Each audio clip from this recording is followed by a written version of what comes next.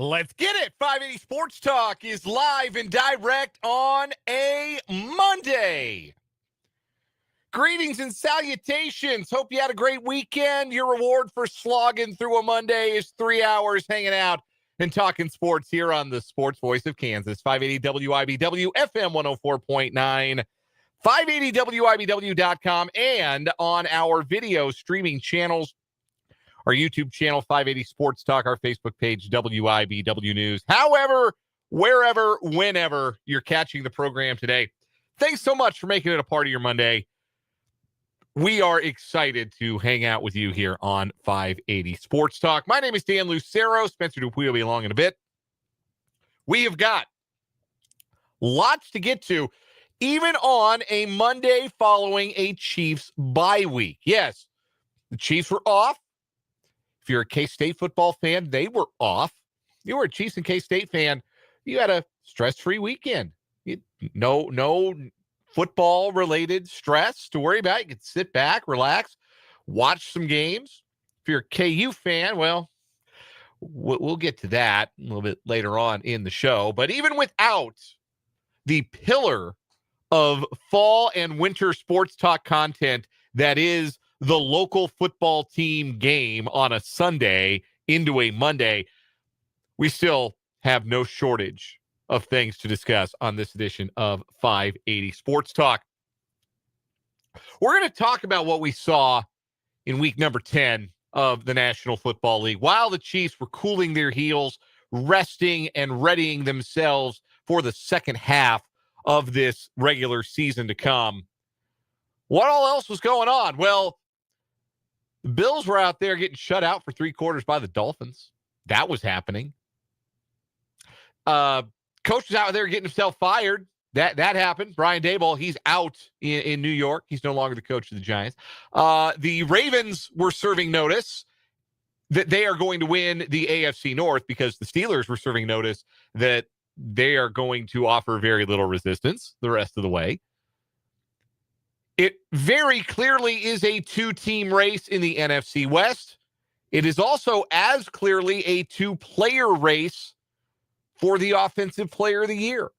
There's lots to take away from what we saw on the professional gridiron yesterday, and we're going to get to it here on 580 Sports Talk today. And, of course, the most important of those things we will talk about with our NFL insider, Matt Verderame. He joins us at the bottom of the 3 o'clock hours. He does every Monday. Matt Verderame of Sports Illustrated and SI.com will join us again at the bottom of this hour. Plenty of pro football to get to, but we'll get to some college football. That was a disgusting loss by the Kansas Jayhawks on Saturday. Absolutely gross. And they have been losing games like this, in this fashion, really for 3 years now. And the players mostly change, and the coaching staff, the coordinators have mostly changed. There's one common denominator to all of these losses in which KU shows an inability to manage a close game and an inability to finish a close game. And that constant's name is Lance Leipold. So we got to talk about that. And it brings me no delight to talk about it. But we got to talk about it because that is not a game Kansas had any business losing. If you watch them play Arizona, they were the better team. Better team doesn't always win. And so it was for the Jayhawks, who lost 24-20 to the Wildcats in Tucson on Saturday. Bowl eligibility now realistically comes down to winning in Ames on Saturday, because I don't think they're beating Utah. Even though that one's at home, you can't really rule it out. It's not a 0.0% chance, but that was the best chance for KU to get win number 6. And they beefed it. And the finger pointing starts with the head coach. And look, when you are a Division I head coach and you are making that kind of money, that's what you sign up for. Well, I'm glad Lance Leipold signed up for it because he's getting a full dose of it, at least here in this forum on today's show, because that's where the buck stops. And that's who to blame for KU losing that football game on Saturday. We will talk about that. We will also get into the weekend that was on the college hardwood. Wasn't really a great weekend to be a Jayhawk, was it? KU loses to North Carolina on Friday night in Chapel Hill, although it is important to note that this loss can mean to this year's Jayhawks what all of the marquee early season wins meant to the Jayhawk teams of the previous two seasons, which is to say, squat. It doesn't have to mean anything. It can be a learning experience. It can just be something that happened to an inexperienced team early in the season. But Kansas clearly has a ways to go, particularly on the defensive end of the floor. A little bit of an easier opponent, easier circumstances for K-State on Saturday night. They took on Bellarmine at Bramlage Coliseum, and once again, they put points on the board. They're going to light up the scoreboard all year long. And I thought some fascinating introspection in the immediate aftermath of that game from Jerome Tang. I don't think every coach is great at the dais behind a microphone. And I think lots of coaches tend to be cagey behind a microphone. Post-game press conferences, midweek press conferences.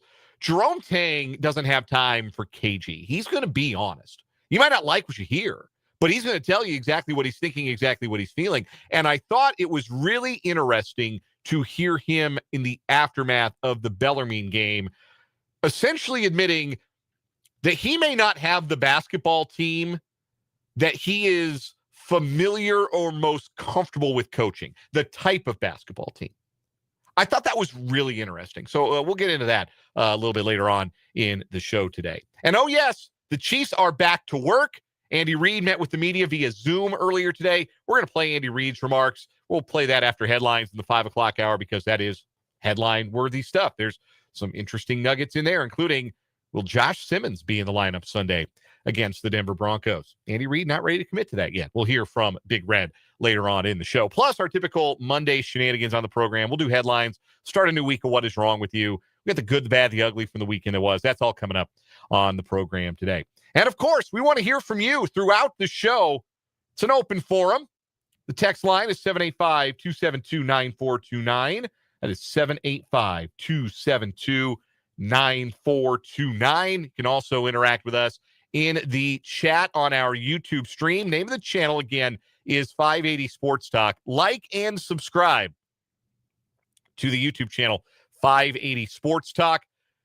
And during the show, while we broadcast live, 3 to 6 Central every day over there is a live chat window. You can access it on the web browser. You can access it on your mobile device. And in the chat, you can interact with your fellow listeners and your hosts as the show goes on. So a hearty hello to our chatters so far today. Mark H. is in the chat. Ryan, good to see you. Paul, Christopher, and Andrew also in the chat today. It's good to see all of you. Looking forward to hearing from you, interacting with you, and more of you who pile into the live chat over at 580 Sports Talk throughout the program today. What did we learn from week number 10 in the National Football League? We got a little bit of time to stretch our legs on that question. We don't usually, this isn't usually the A block at 3 o'clock on a Monday. Usually that's where we talk about what the Chiefs did on a Sunday afternoon or evening. That doesn't really make for very compelling radio today because the Chiefs didn't play football. Patrick Mahomes went to the Current game. Tough loss for the Current, man. I know we don't talk about them a lot, but boy, what a season the Kansas City Current had in the National Women's Soccer League. Unbelievable year. Ran away from the pack in the regular season, won the regular season championship, number 1 seed in the playoffs. Lost 2-1 first game of the playoffs. They're going home. Cruel sport, soccer. Can be a very cruel sport. But anyway, that's how Patrick Mahomes spent his weekend gallivanting around, going to sporting events, living the dream. He was in Lubbock on Saturday, enjoying himself. Saw one win, saw one loss. Probably balances out a little bit. But, yeah, no on-field stuff to talk about with regard to the Kansas City Chiefs as they cooled their heels in week number 10. But here's what we observed throughout the rest of the league as week 10 action unfolded yesterday. And we have to start with the Buffalo Bills suffering, I'll call it what it is. That was a Super Bowl hangover for the Buffalo Bills.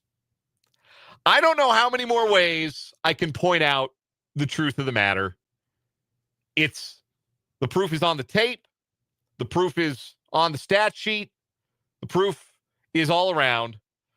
the Bills care more about the regular season matchup with the Chiefs than the Chiefs do.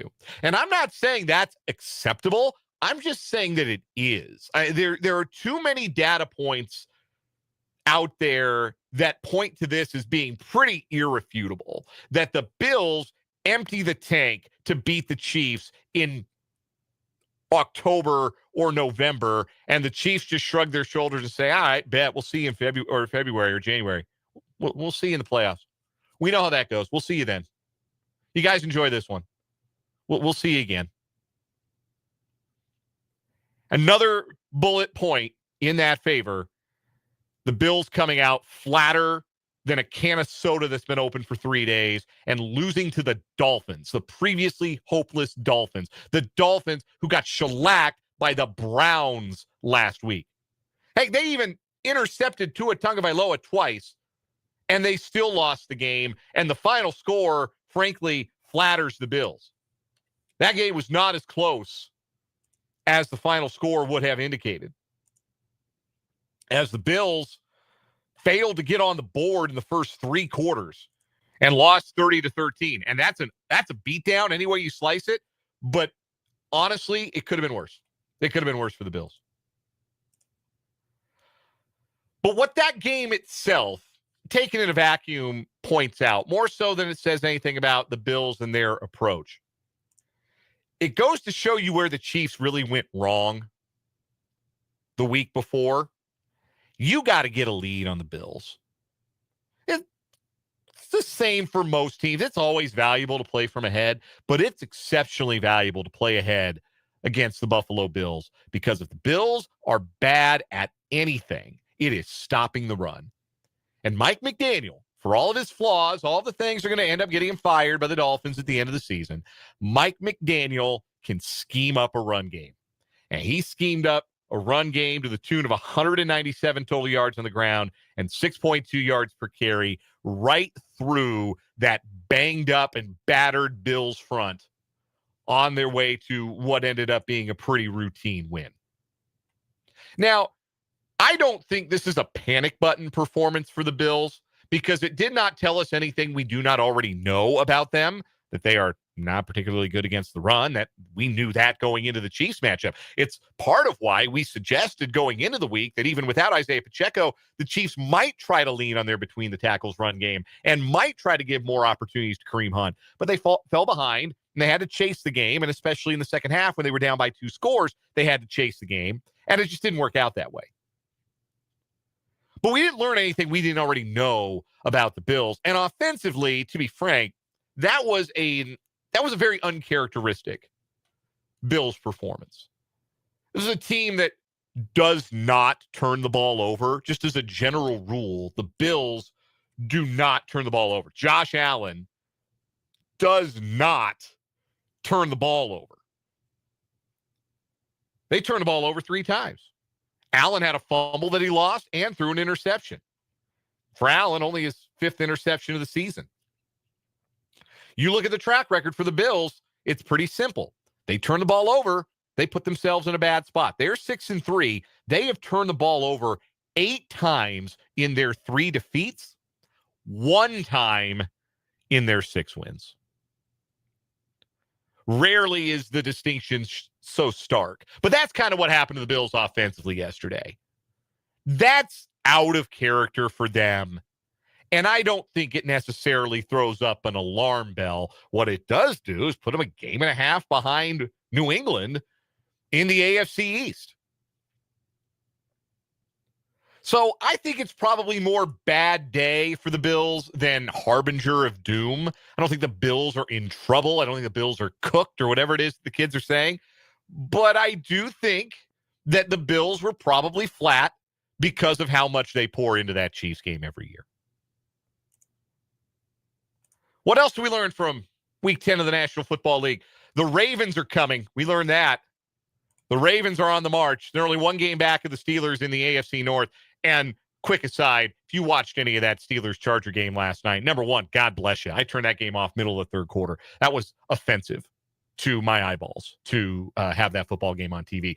Anytime in a football game the score is 5-3 at any point, you know you're watching garbage football. Like, that is the ultimate sign. If you turn on the TV and a score looks like a baseball score, you turn on the TV second quarter, it's 5-3. Get that out of my face. That should have been all the convincing you needed if you had not turned the game on to that point to not even bother with it. But if you hung with it even for longer than I did, you know the Steelers are cooked. The Ravens, meanwhile, they're just getting rolling. They've now won 3 in a row. They beat the Vikings 27-19. They are flying around defensively. Kyle Hamilton's at his all-pro best. They're forcing multiple turnovers every week. Not much of a feat against a J.J. McCarthy quarterback team, but still bears mentioning. Ravens are hot. They're 4-5, and they are starting to look, once again, like a real threat in the AFC, which creates this fascinating dichotomy. And I'm not the only one to notice this. I think it was Nick Jacobs who does the I think it was Nick Jacobs. It may have been Josh. No, it was Josh Briscoe. My mistake. I get those two confused, and I have no idea why. They both cover the Chiefs. Josh Briscoe's on the pregame and the postgame on the Chiefs radio network. And Josh Briscoe showed the standings, the AFC standings after last night's game. Right now, your top 5 seeds in the AFC, the Colts, the Broncos, and the Patriots, all at 8-2. The Steelers and the Chargers are your 4 and 5 seeds. The Steelers by virtue of leading the AFC North. The Chargers at 7-3, half a game better than the Bills for that wild card spot. Then you have the Jaguars with the tiebreaker on the Chiefs right now in 7th and the Chiefs 8th, followed by the Texans and the Ravens at 4 and 5, the Bengals at 3 and 6. If I offered you the top 5 current seeds in the AFC, and again, we are at the halfway point. We're beyond the halfway point for most of these teams in the NFL. If I offered you the top 5 seeds in the AFC and I got the field, so you got the Colts, the Broncos, the Patriots, Steelers, and the Chargers to win the Super Bowl, and I got everyone else, would you take that bet? I'll bet you wouldn't. I can tell you this. If you offered me the top 5 seeds and you wanted the field, I would not take that bet. I would not take that bet. You'd have to give me outstanding odds to even consider taking that bet. And maybe that's unfair. Patriots just got a signature win for their season, another signature win. They went on the road. They beat a Tampa Bay team that's been getting healthier and playing well. New England's 8-2. Drake May is playing out of his mind. And Broncos and the Colts are 8-2. They don't ask you how. They ask you how many. Those teams all have 8 wins. The Chargers are still 7-3. They're surviving despite all their injuries. You really think those 5 teams, Indianapolis, Denver, New England, Pittsburgh, Los Angeles, do you think they're better? Do you think any of those teams is better than the Chiefs? Head up. I don't. Do you think any of those teams is better than the Bills? Head up. I don't. You think any of those teams is better than the Ravens? Head up. I don't. And there's a world, like there's a world where one of those teams or multiple of those last 3 teams misses the playoffs. There is. But come on. That's the flip side of that. Like, yeah, you can look at it. Well, the Chiefs are sitting outside a playoff spot. And right now, the Bills are chasing the Patriots. Come on.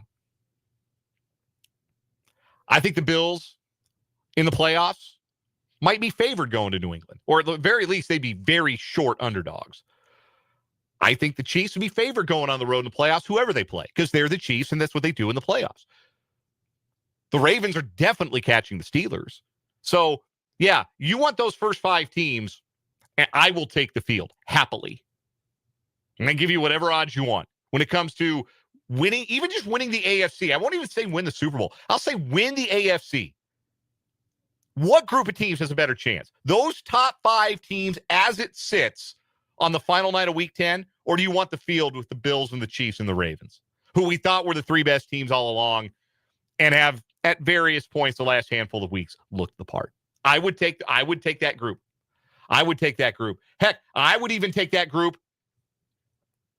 because the Bengals are getting Joey Burrow back in December. I'd take that group. I'd take that group because Houston's got a top-tier defense and just came back, scored 28 fourth-quarter points with Davis Mills running the show to beat the Jaguars. The Jaguars are so unserious. Man, if the Chiefs had gotten to play them later in the year, they beat them by 3 touchdowns. They caught them early when they were hot. That's the classic, we caught them at a bad time loss for the Chiefs. The Jaguars are going to finish something like 7-10. I'm not worried about them having a tiebreaker over the Chiefs for a playoff spot. Let me just say that. Something else we learned about the NFL this weekend, the Offensive Player of the Year race is a two-player race. If we assume, which is a fair assumption to make, that the MVP is going to a quarterback. Now, maybe Jonathan Taylor gets to 2,000 rushing yards. If he does that, then he probably will win the MVP, because that's how running backs win the MVP anymore. They rush for 2,000 yards. And with the 17th game, it's easier to get to that milestone now. You have an extra game. Jonathan Taylor might get to 2,000 yards. We can't rule him out for the MVP, but the smart money says it's going to be a quarterback. It's going to be Allen or Mahomes or Drake May. Those are the three quarterbacks in the conversation right now. You better believe Drake May's in that conversation. And that leaves Offensive Player of the Year for the non-quarterbacks. It's just sort of, I don't know who decided to do that, but that's the decision that's been made.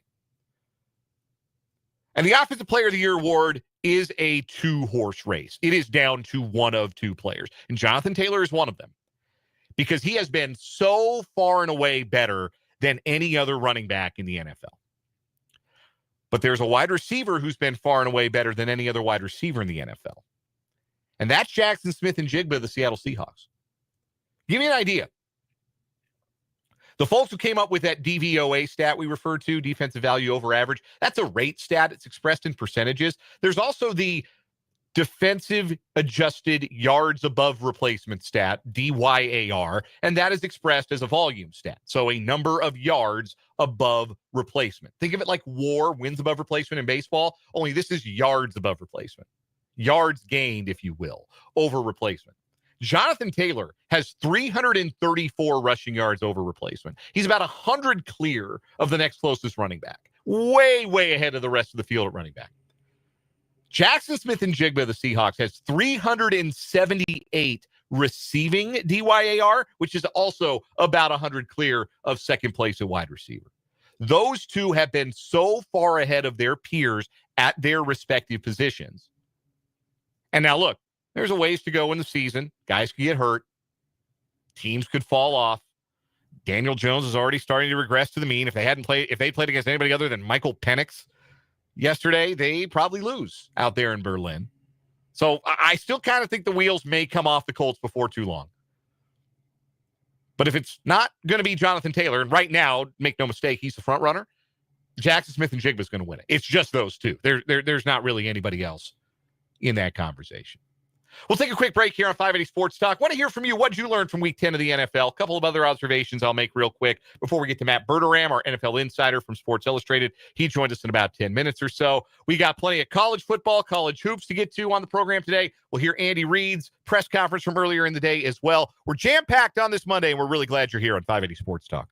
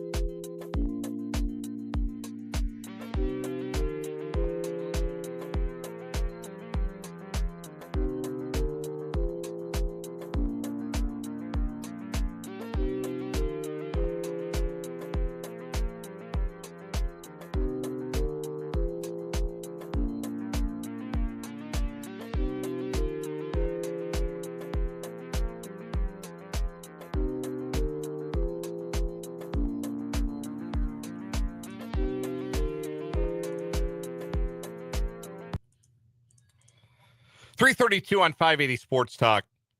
I agonized the entire commercial break whether I should tease breaking news. The Kansas City Royals have traded for an outfield bat.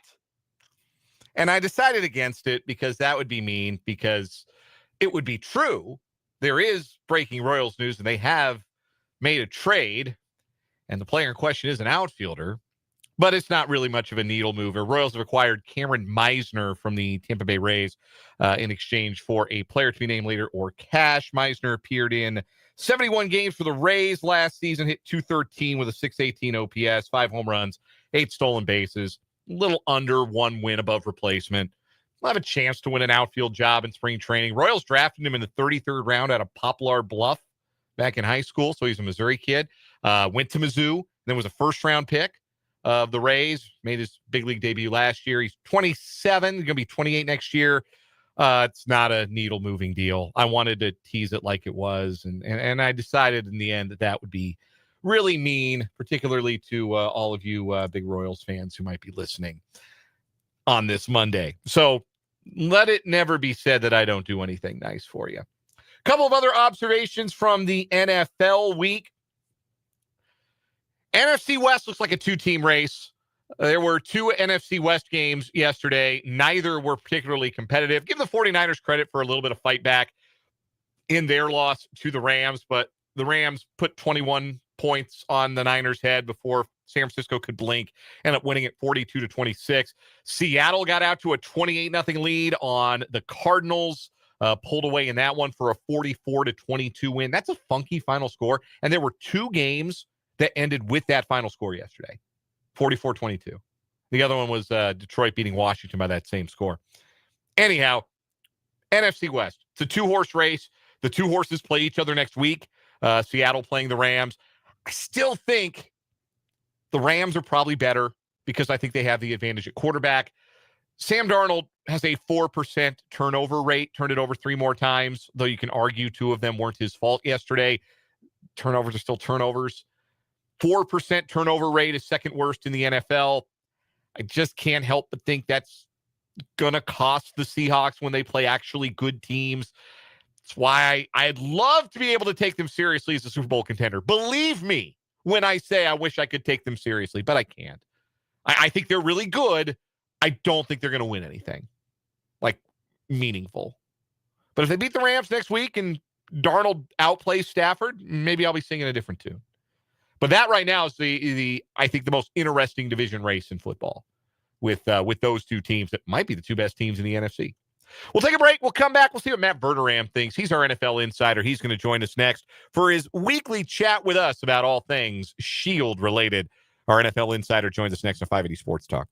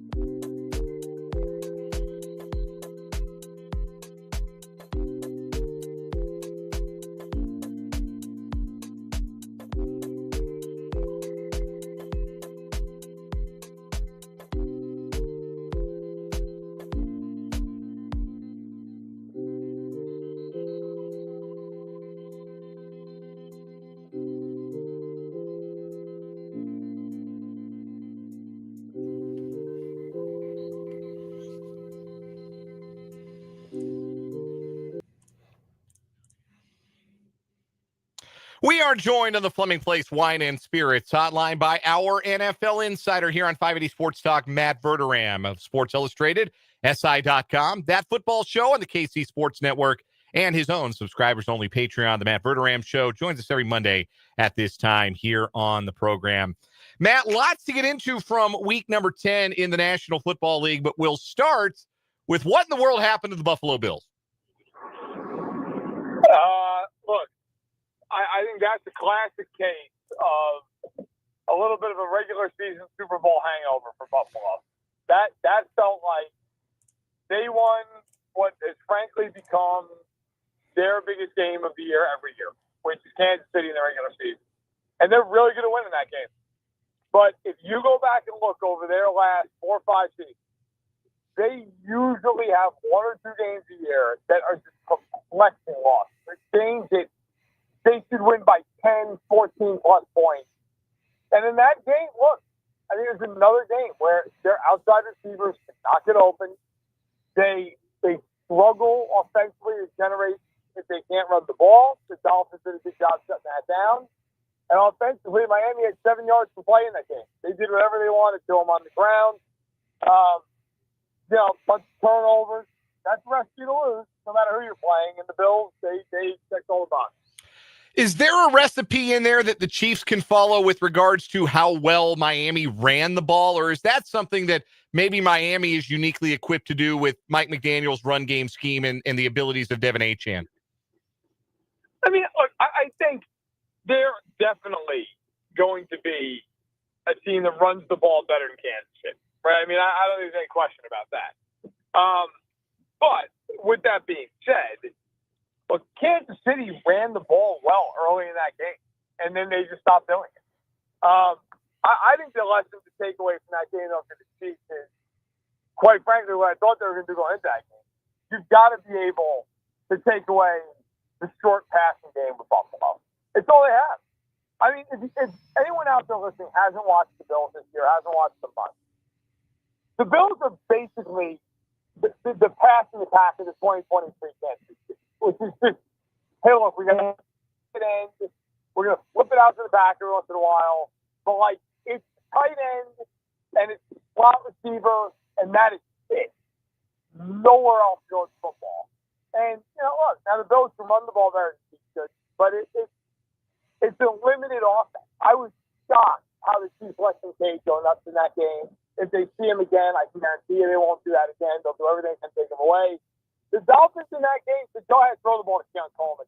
Throw it to Elijah Moore. We don't care. They're doing nothing. And they did absolutely nothing on the outside part of the field. Matt Verderame joining us, our NFL insider here on 580 Sports Talk, joining us on the Fleming Place Wine and Spirits hotline.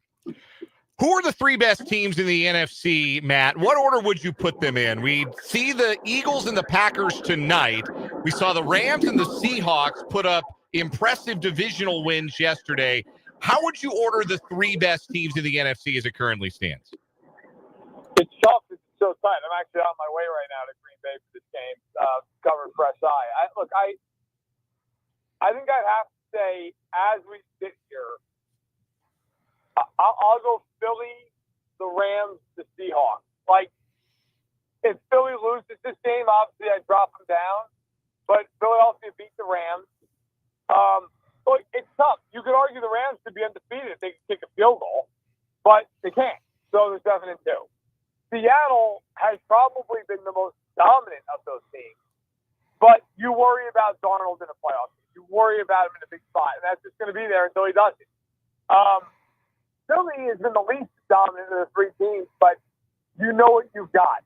You know what you have there. Which, to be fair to the Rams, so a little bit of a lesser degree longer ago, you also know what you have with them. But I think, look, the Lions are right there, and they're legitimate. And I think the Buccaneers on their best day can beat just about anybody. And I think the Packers, inconsistent. They've had some bad losses and really impressive wins. The NFC playoffs are going to be fascinating because those top 16 teams I just mentioned, any of them could beat any of them on any day. So it really is interesting. But yeah, I'd probably go Philadelphia, LA, and Seattle.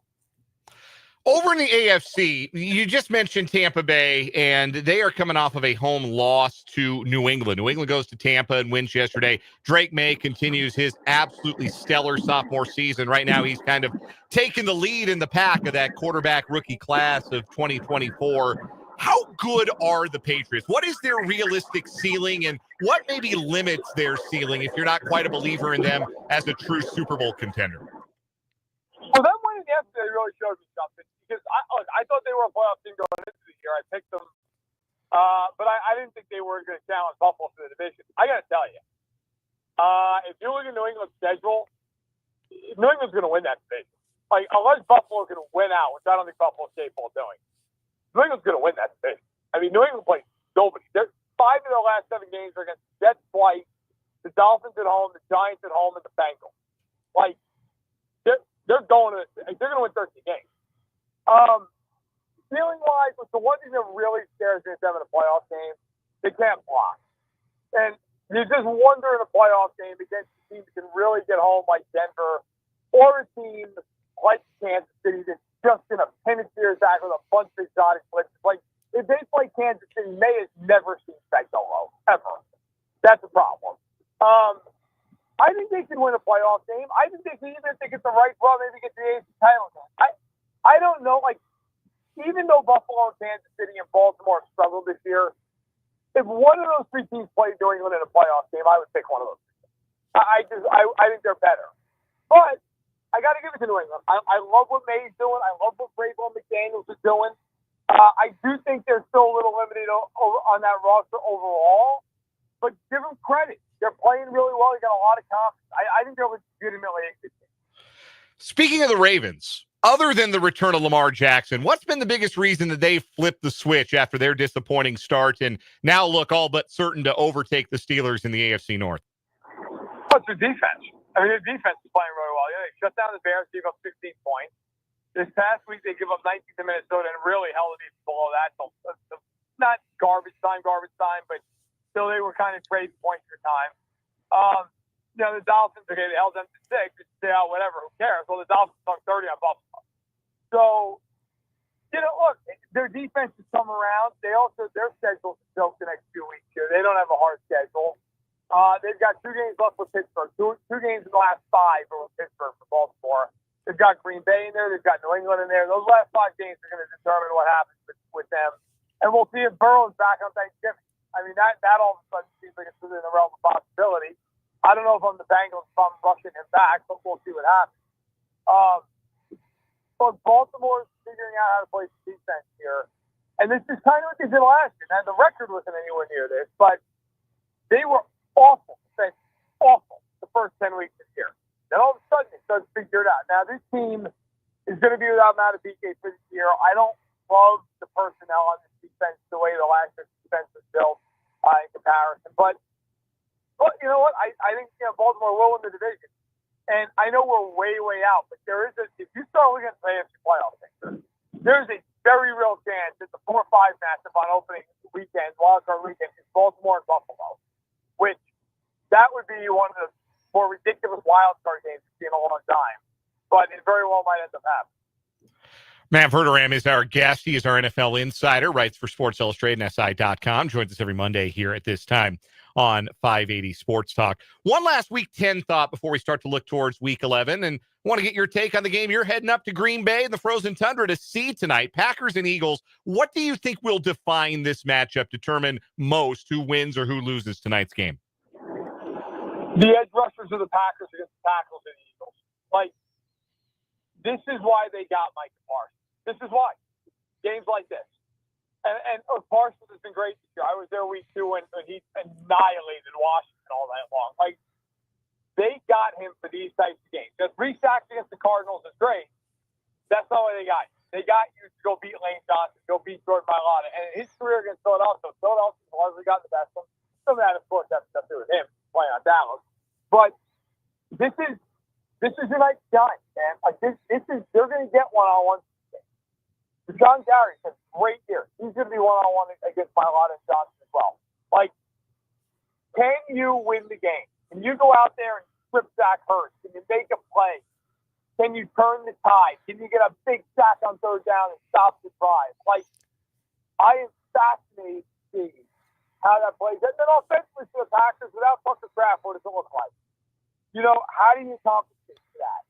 Which guy, can Matthew Golden, who's first round pick, he step up and play as first round pick tonight? Like that, to me, this game's more about the Packers. You're at home in this game. You're coming off a ridiculous loss to Carolina. If you win this game, you're in first place in the division. You lose it, you're in third. So, to me, simply put, what do you got? What do you have for me? We're going to find out. Matt Verderame joining us here on 580 Sports Talk. We had an in-season coach firing today. Brian Daboll is out with the Giants, which begs this question, Matt. What was the point of bringing him back in the first place? Why did they waste everybody's time with 10 more games of Brian Daboll when everybody could kind of see where that relationship was headed? I think a lot of times these teams, and the Giants are certainly one of them, we talk to people in the league, they're sensitive to this. They don't want to be seen as a team with a quick trigger because then they feel like, you start to lose a little bit of currency when you're interviewing guys in the next round. And I get that. But everybody could see this was probably not going to work out. And the Daboll's had 3 ridiculous losses. They never should have lost to Denver. They were 19 points to win once in the fourth quarter. They never should have lost to Dallas. And they never should have lost yesterday. I tweeted out during the middle of that collapse. If they lose the game, they should fire Daboll in the tunnel. I mean, this is ridiculous. He cannot lose the game. Well, he did, and they didn't do it in the tunnel, but they did it the next day. They had to. I'll tell you what, though, that's going to be a very intriguing job because Dart looks like he's good. He looks like he can play, and if you believe that, if you're a candidate, you got a quarterback, you've got some young talent on that roster. You're in New York, like that's a pretty good job. Like, that's a job a lot of guys are going to want. So, listen, right now it's tough to do the Giants, but whoever takes that over, quarterback, good ownership, high draft pick, good situation cap-wise, and the big city. Like, that's a pretty good spot to be in. You can do a hell of a lot of work. Couple of Chiefs questions to wind things down today, Matt. They've got the Broncos on Sunday in Denver. Game of the year so far in the AFC West. If the Chiefs lose it, their path to winning a division title gets very, very small. How confident are you that the Chiefs can move the ball against the Denver defense? Well, I'm pretty confident they can do it. I mean, the question with the Chiefs is, like, do they come out focused and play hard and give you their A game, or do they come out and it's like they're in a coma for 3 quarters? That's kind of been the story of their season. It's, if you said to me they're going to come out and play the way they played against the Ravens or the Lions, I'd be like, yeah, they're going to win this game by, 14 points. But I don't know that they'll do it. Look, they have got to block up front. Denver's 46 sacks this year is insane. They're on pace to break the all-time record of the 84 Bears with 72 sacks. This is a Broncos team that if they don't get to the quarterback, you can do a lot against them. You can. I mean, as talented as they are in the back seven, you can throw the ball, but you've got to be able to block. I went and looked. I know this is somewhat of an obvious stat, but it's also fascinating. When teams have thrown the ball in under 2.5 seconds against Denver, they've been sacked 1 time. When it's over 2.5, they've been sacked 45 times. Wow. Like, that ball has got to be out. If you're Kansas City, if I'm Andy, if I'm Matt Nagy, I'm telling Patrick Mahomes all week, that is your cutoff. The ball's got to be out. And if you're going to hold it longer than that, you got to move the pocket, roll them out, use play action. Like, I think that's the game. If they block him, I think they win the game. And if they don't block him, then I think it's a coin flip, and it becomes, can they make enough plays to survive? 30 seconds for this answer, Matt. Is Bo Nix good? No, I don't need 30 seconds. I thought I'd give you enough leeway to stretch your legs if you needed it, but no, I don't need 30 seconds for that answer either. I mean, he's struggled. Anything past 10 yards in the air is a disaster. Like, statistically speaking, he's just a complete mess if the ball's got to go over 10 yards. And I think if you're the Chiefs in this game, that's what you make him. You make him throw it over your head. It is not what he wants to be doing. Matt Verderame covers the National Football League for Sports Illustrated, SI.com, also on That Football Show and the KC Sports Network. And check out his subscribers-only Patreon, The Matt Verderame Show. Matt, enjoy the frozen tundra and a big Monday Night Football game tonight. Thanks so much for the time. We'll do it again next week. Sounds good, guys. Take care. That is Matt Verderame. We'll take a timeout, come back with the good, the bad, the ugly from the weekend that was here on 580 Sports Talk.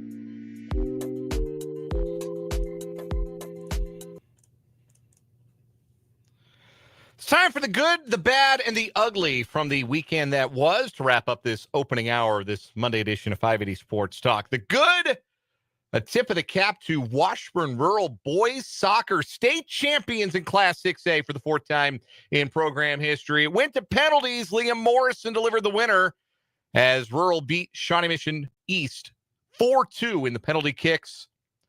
A couple of big saves by Miles Wood in goal as well, as the Junior Blues take home the state championship in 6A following the state title that their girls won in the spring. So very cool. Washburn Rural and Topeka, the capital of high school soccer in the state of Kansas. My bad from the weekend, I'm going to go with KU coughing up what should have been a win in Tucson. And maybe bad is not severe enough for what that was, but they were the better football team and they lost. And they had a fourth quarter lead and they lost. And that keeps happening. And we're going to talk about that a little bit coming up in this next hour. The ugly, lot of candidates as per usual. How about the ugly for the weekend? Gus Johnson's vocal cords completely giving out on him, calling the game-winning touchdown of the Indiana-Penn State game. One of the greatest catches I've ever seen. And it sounded like Gus was crying. He lost his vocal cords so badly that it, honest to goodness, sounded like he had broken down into tears. And as much as I have always liked Gus Johnson and I admire the person Gus Johnson, I think that I admire him as a broadcaster. That was not a great call of what is an all-time moment in Indiana football history. That one should have had a better call. We're talking KU football. We're talking college hoops. We're doing What Is Wrong With You in the next hour of 580 Sports Talk.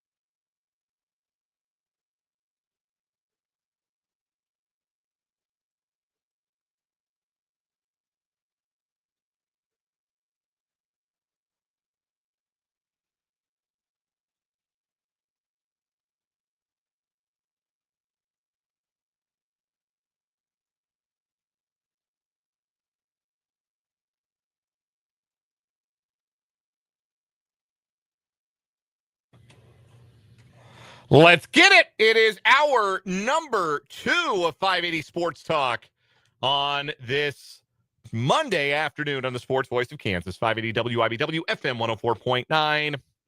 Online at 580WIBW.com and in living color on our YouTube channel, 580 Sports Talk, and our Facebook page, WIBW News, where you can see that I, Dan Lucero, have been joined for this second hour by Brendan Wrzinski. What's up, dog? How we doing? What's going on, man? Not much. How are you? I'm good. How was your weekend? Outside of pretty much everything that happened in my favorite sport, it was great. My folks were in town. They came to the Washburn game. Oh, wonderful. They went on a little shopping spree for my daughter. That was nice. Love that. Love when the grandkid gets spoiled. Let me tell you a little something about the Fisher-Price Little People Farm set. I think we might have one of those. Outrageously popular in the Dworzinski house. So annoying, you would not believe it. Okay, maybe we don't have one of those. She's learning a lot. She learned what the button with the little music note on it, what it does. Sure. And I just press it over and over. One song ends, press it again. And there's like 4 songs on the first setting. And I know every one of them. And she just opened it Saturday. My son is learning new stuff like every day, like new words every day this weekend, like football. There we go. That's a good one. Yeah, that is going. Uppies. He learned uppies. Sure. He's learned please. Very good one. Yeah. So like good words to Sure. learn. Not any like vocabulary I have to awkwardly explain away at Thanksgiving or anything like that. But no, it is. It's also he is very much in like that farm animal phase. So he's got these puzzles that he does, and he's got the animal like he'll oink like a pig. He'll do the like a pig, and then he'll point to a horse. He'll go a neigh, because that's the sound of horse. Yeah, there you go. So he thinks a cow does that too. We're trying to get cow says moo. Yeah, horse says on that. neigh. Yeah, it's a work in progress. Yeah, but we're getting there. The effort is there. You can control what you can control, and you can control effort. But yeah, those first times that your kid's got a toy and the button does stuff, and they figure out that the button does stuff, and they start intentionally pushing the button that does the thing. Mm-hmm. Yeah, that's I tell you what, though, when I needed to brush my teeth, get my hair all put together, get dressed for work this morning, and it's like mom was had left for work early, so I was taking care of it. That farm, that little barn place set, huge, because I needed her distracted for a couple minutes. Yeah. And it worked to perfection. Love that. Glad you're well. Thanks for being here on 580 Sports Talk today. Spencer Dupuy will be off today. So we got the two of us here for this 4 o'clock hour. Later on in the hour, we're talking a little college hoops. Obviously, different caliber opponent for KU and K-State. North Carolina and Bellarmine, a little bit different. But we'll talk about what KU's loss means. It doesn't have to mean much of anything at all, frankly. And what K-State's win shows Jerome Tang about the kind of basketball team he has. We'll get there. We'll do a little What Is Wrong With You, too, this hour. And we want to hear from you as we go along today on the program. Hop in the live chat on our YouTube stream. 580 Sports Talk is the name of the YouTube channel. Like and subscribe. We're 42 subscribers away from doing karaoke for you. Wouldn't you want to be one of the 42 who makes that happen if you are not already subscribed? Wouldn't you want to be one of the 42 who people can thank when I am someday in the future singing? Y'all are going to make me sing My Maria. I'm not even going to pretend that's not what's going to happen. Like, I'm not even going to obfuscate on that. I don't know. Spencer and I are in the lab. Let's just say that. I don't know what you and Spencer are going to end up doing, but I just know y'all are going to make me end up singing My Maria by Brooks and Dunn. Anyhow, wouldn't you want to be responsible for that? You can be responsible for that by going and subscribing to the YouTube channel, 580 Sports Talk. And if you're watching on the YouTube live, hop in the chat. Say hello. Interact with us. Interact with your fellow listeners as well. You can also text the program, 785-272-9429. That is 785-272-9429. We have some advice from a listener in the 913 regarding the toys that make noise. Screwdrivers are a godsend, because you can take the batteries out, presumably. Oh, sure. That's a good point. We've got a phone toy. Asher has a lot of phone toys. Okay. Some are more obnoxious than others. Sure. He got one, and my wife was messing around with it the other night. We're having our nightly, we are going to rough house with Asher and kind of wear him out a little bit, and then we're gonna put it in bed. And my wife was messing around with one of the phone toys, and she pressed the 6 button, and then the 7 button without realizing what she'd just done. And I got the big Cheshire Cat grin on my face. She said, "Oh no, I can't even escape it in my own house." That's pretty funny. Yeah, Asher hasn't quite figured out what that is yet. He is not wise to the memes and the slang, and he will be one day. And that means I'm going to have to be. Like, I have to stay up on this stuff one of these days. I'm going to have to know who, like, I'm sure Dan will unironically be posting those "what are your kids texting about" images. Yes, like I probably got about 6 or 7 years, by which point I fully expect Mr. Beast to be in federal prison. But like the next Mr. Beast, I'm going to have to know who that is. Yeah. Anyway, let's. I just need $1 billion first. I'm so glad you're here, Brendan. We always seem to have you in to talk about such great news and happy tidings for Kansas athletics. Yeah, Can I break news real quick, unrelated? Sure. I need to break a very funny piece of NFL news. Oh, please do. McCole Hardman is signing with the Buffalo Bills. That is funny. Practice squad. Jeremy Fowler of ESPN reporting. That is funny because usually the Bills are even more of a. There's one Bills fan on Blue Sky that calls them Texture X FC because they are always bringing back their own former players. Like, even more so than the Chiefs. That's what the Bills do. Yep. Now the Bills are bringing in a former Chief. That's very funny. I'm pretty sure Jordan Poyer is on their practice squad. Like, they are really doing that. Yes. No, Texture XFC. That's a very real thing. But yes, I wanted to lighten the mood before I get sad again, talking about KU. Yeah, that's hilarious. It's a very funny signing. It is very funny. Arizona 24, Kansas 20. Less funny. Not funny. No. That is the 7th time in the last 2 seasons of football the Kansas had a fourth quarter lead, not won the football game. And when the players change as frequently as they do in college football, and the coordinators change as they have at Kansas, they have completely different coordinators this year than they did last year. Those Jim Zabrowski certainly had his fingerprints on the offense last season, but first year with the big chair responsibilities. Yep. First year for DK McDonald with the big chair responsibilities on defense. The common denominator with all of this, and you can even go back to 2023, they had a bad loss.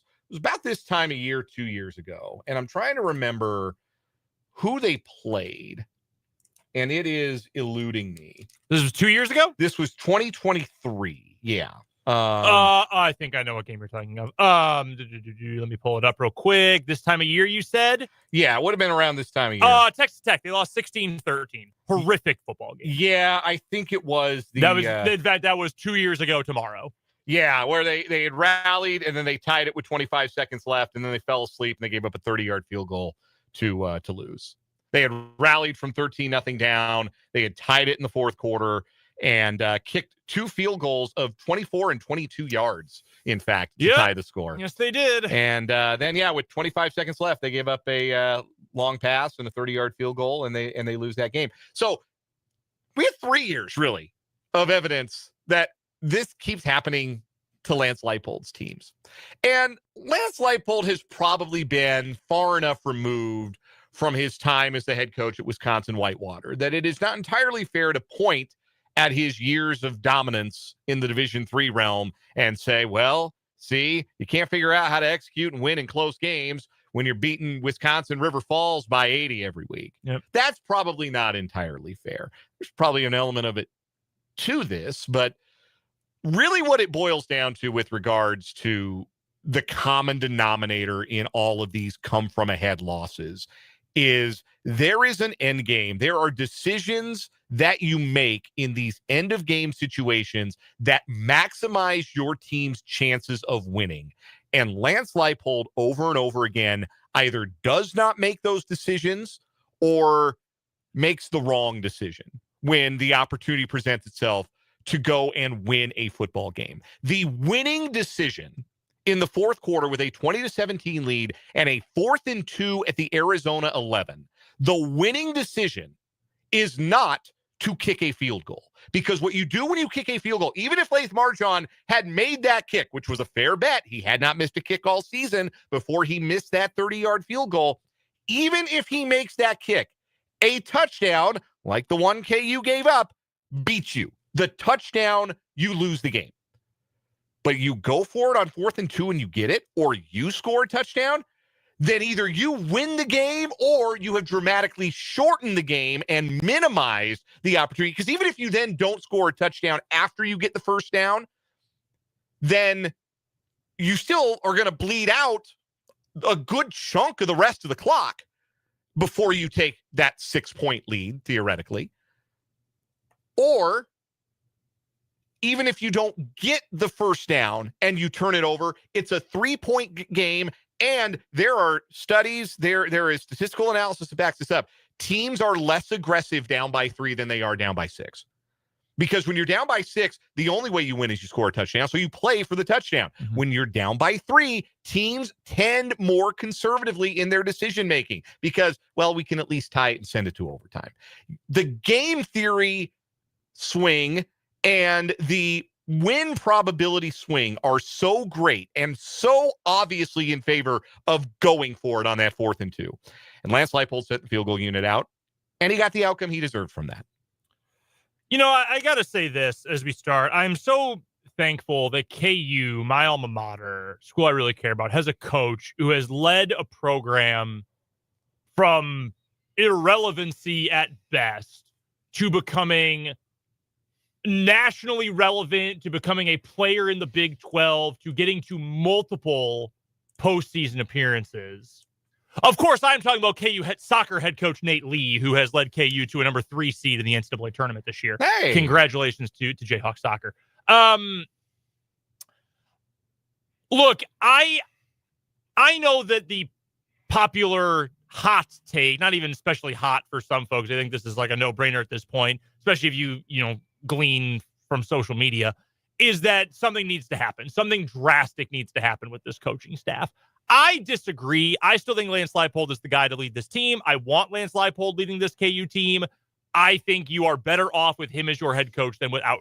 And the odds, 2 things. 1, the odds of getting a better coach in general, very slim. The odds of finding a better coach this year when Wisconsin said, you know what? We're like 8th in line to get a head coach at this point of any sort of like level of competence.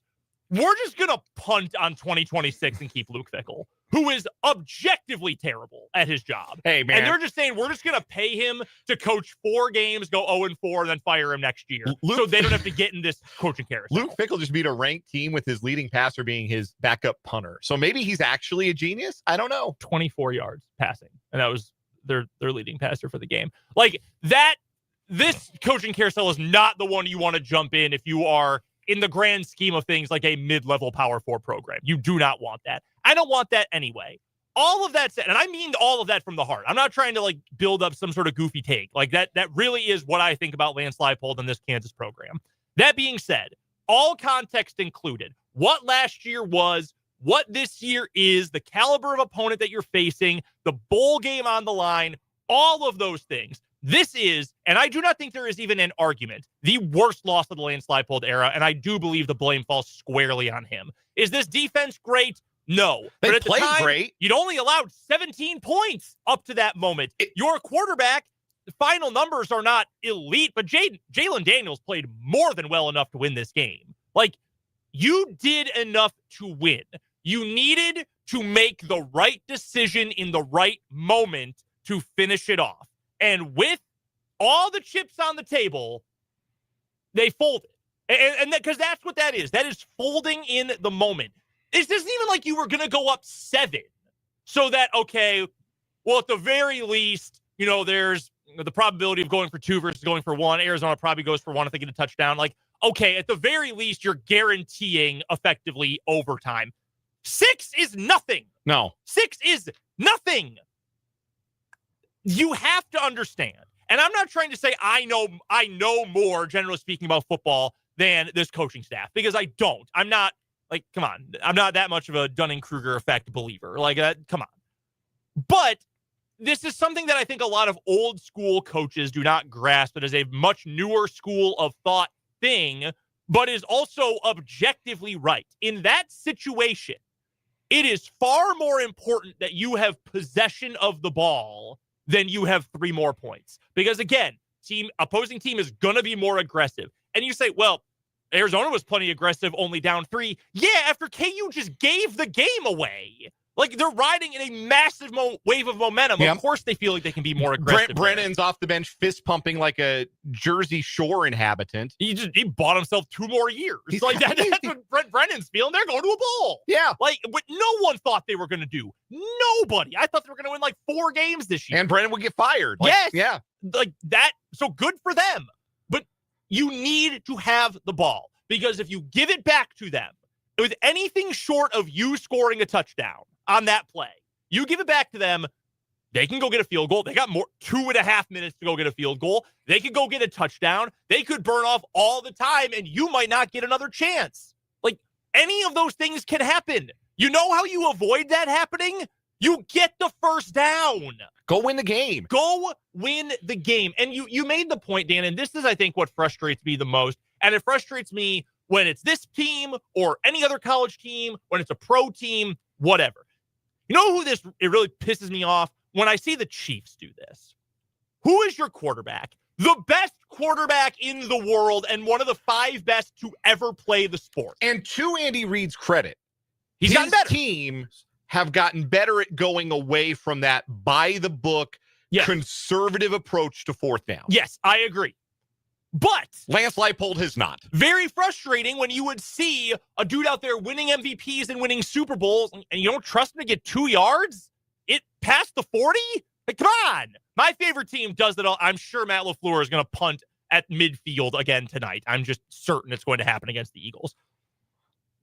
Of all the guys who have changed, new wide receivers, offensive line has changed over time, your quarterback is your guy. This team is built around 6. And again, he did not put up untouchable numbers passing the ball, but he was more than good enough to help you win that game on Saturday. Trust him. Put your faith in that guy who you would have done anything to keep from transferring out. He's got all your NIL dollars. He's got all this stuff. That is as far as you can go in college football. That's the franchise. Trust him. Go down with your best shot, right? Like that's more than anything, even more than the analytical stuff, which again, I do believe in. I believe in going down with your best option. And even if, hey, you know what? The odds are against us and I don't like this. What is more likely? Like, what can you feel better about when you walk away from this game? And I'm talking about the general public and myself. Obviously, Coach Leipold does not agree with this. If I'm in that position, though, I would rather trust and go down swinging with Jalen Daniels, who is one of the best players to ever grace this program, versus a defense that, while they had played well, you see what happens when they're up against the ropes. Did not go well against a team that's throwing and running all over the place. And the defense had an opportunity to virtually close the game out in the fourth quarter. If Taylor Davis doesn't drop that tipped ball that was ruled an interception on the field and then correctly overturned, different end game. If Saeed Gibbs doesn't have a pick 6 hit him in the face mask, I think he was surprised the ball went his way. And why does that keep happening to KU player? I don't know. But that was pick 6. That was Noah Fafita is begging Saeed Gibbs to take that the other way. And if he does, obviously, different end game. The defense had opportunities to help close this game out. They weren't doing it as well as they played. They were not playing to a level where you felt like, oh, absolutely, Arizona can't move the ball on us. But even if you feel that way, going for it and not getting it gives them the ball at the 10-yard line? A texter points this out on the text line, 785-272-9429. Run the ball, and if you don't get it, they have the ball at the 10 and not the 20, which is a big difference. That's a whole first down worth of yardage. Where's the option?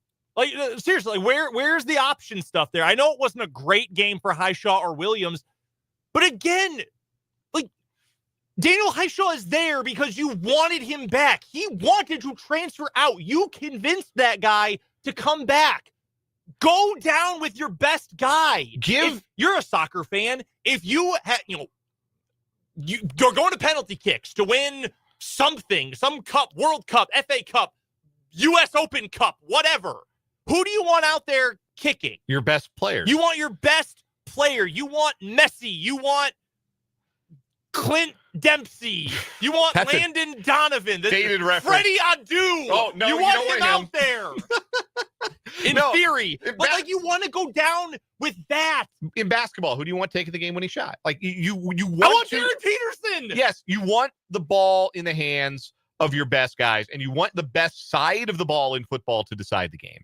And the best side of the ball for Kansas all year long has been that offense. 6 feet, and you maybe don't, like, there's a version of that where they get the first down and then, I don't know, they fumble on first down. You don't win. Winning is not guaranteed at any stretch, but the decision was a decision where, well, now we can't lose if they kick a field goal, but you can lose, you give up a touchdown, which is what KU did. So all that conservatism in that spot does is it opens the door wider for you to lose. Playing not to lose gets you beat. And they were doing it to the start of the fourth quarter. This is the one that drove me crazier even than the decision at the end. When they have 4th and 5 at the 40 and a 3-point lead, 4th and 5 at the plus 40. And they went out and intended to draw Arizona offside. And when they couldn't do it, they just gave up on the play, took the delay of game. And then what does Finn Lappin do?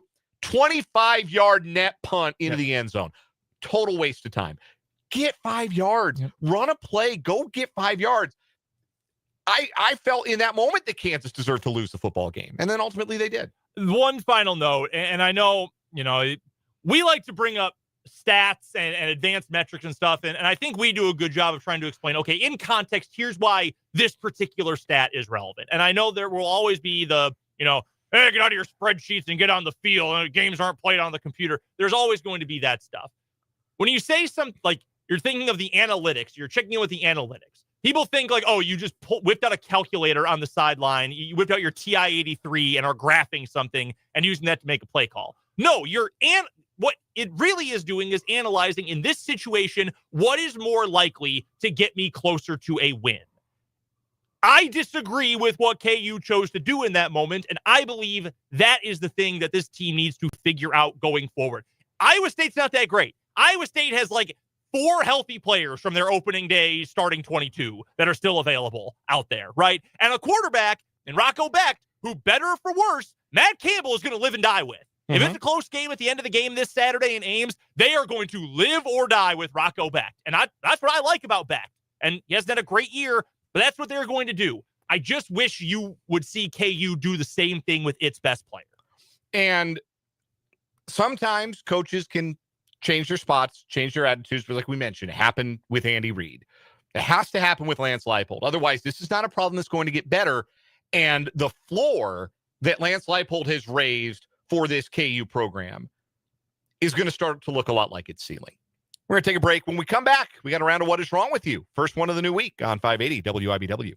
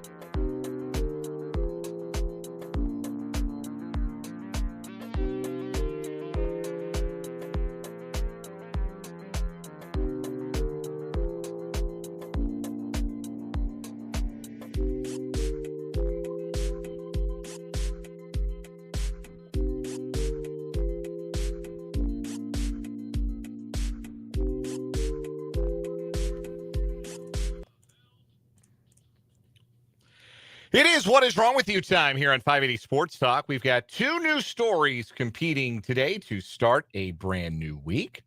Brendan, I'm going to give you the floor with your story first today. All right. Now, I don't believe we had this story already. I don't recognize it, so. We're going to St. Petersburg, Florida, where, now hold on. What is wrong with you? This dumb website. There's a pop-up ad over the story. There we go. Well, according to Fox 13 TV down in St. Petersburg, it seems like AI is involved in even crimes these days, along with everything else. The St. Petersburg police say one woman is facing charges after using ChatGPT to fake a crime. Oh, boy. According to Ashley Lamardo, public information specialist for the police department, quote, the victim, now suspect, was stating that this subject, who she was unaware of, said she doesn't know him, had forced himself into her home. So that's the allegation being levied here. Multiple officers responded to 32-year-old Brooke Chenault's home all the way back on October 7th. Police said she showed officers a picture she took of the suspect, but officers didn't find any evidence of a crime. They said she called again and told police that she was sexually battered by the person. Officers responded a second time, and that's when, Lamardo said, they realized the man in her picture was not real. He was AI generated. Hey, this guy's got 8 fingers. During the second call, we were able to contact one of our detectives upstairs to kind of get them to look over the evidence that we had and kind of give our officers at the scene some advice on how they should proceed with this case. As soon as that detective saw the images, immediately she recognized it as a trend we were seeing online. They'll take a picture of their home, submit it into the chat, and then say, can you put this person in it? And describe a male figure, then give it some prompts on how they want this person to look. And then you can say, can you have this person sitting on my couch? They'll then send the picture to a family member and say, hey, this person knocked on my door. And then you get kind of a reaction from that person. I don't know who that is. Why did you allow them in? I guess it's meant to be funny. And I understand people want to participate in trends. It's funny in the moment. But one thing when you're participating in something, but then file it as a crime, knowing it's false information. I love the idea that, we had to call someone upstairs. Yep. Yeah, bring Keith in. Hey, Keith. Brought him down. Keith's like, well, you see, this guy, his t-shirt has Miami, but it's spelled with 3 A's, and he's also tinted dark yellow. His feet are both pointing in the same direction. He has one breast. So I don't think this is a real thing.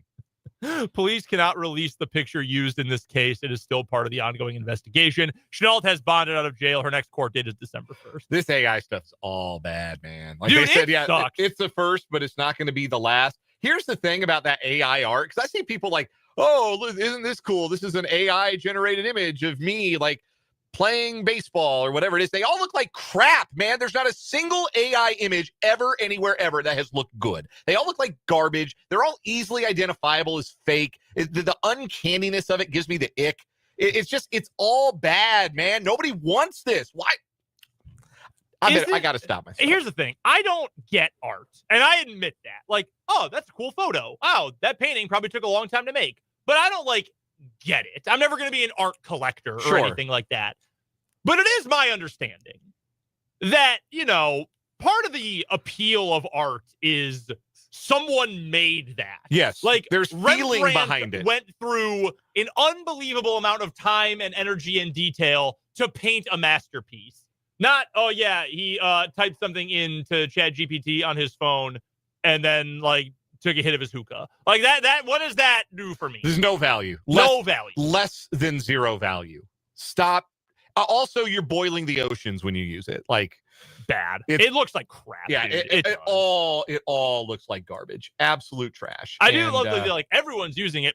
I guarantee you, I sure as hell ain't. Yeah, what utility do I get out of it? This is actual intelligence on this radio program. I can tell you that right now. Well, that's kind of AI we got. I mean, actual intelligence. Yeah. All right, my story today I've called "Why Must I Chase the Cat?" and it's a bit of a pun. It's a little bit of a dirty pun, but it's also a pun on the location, Cheshire, Massachusetts, where the chief of the police department was taken into custody on Thursday night and accused of trying to solicit sex in exchange for a fee. Okay. Michael Alabozek was arrested around 9:45 p.m. November 6th in the parking lot of a middle and high school. He allegedly believed he would be meeting someone there for previously agreed upon sexual acts. Yuck. But he had actually been communicating with an undercover detective with Massachusetts State Police's Berkshire State Police Detective Unit.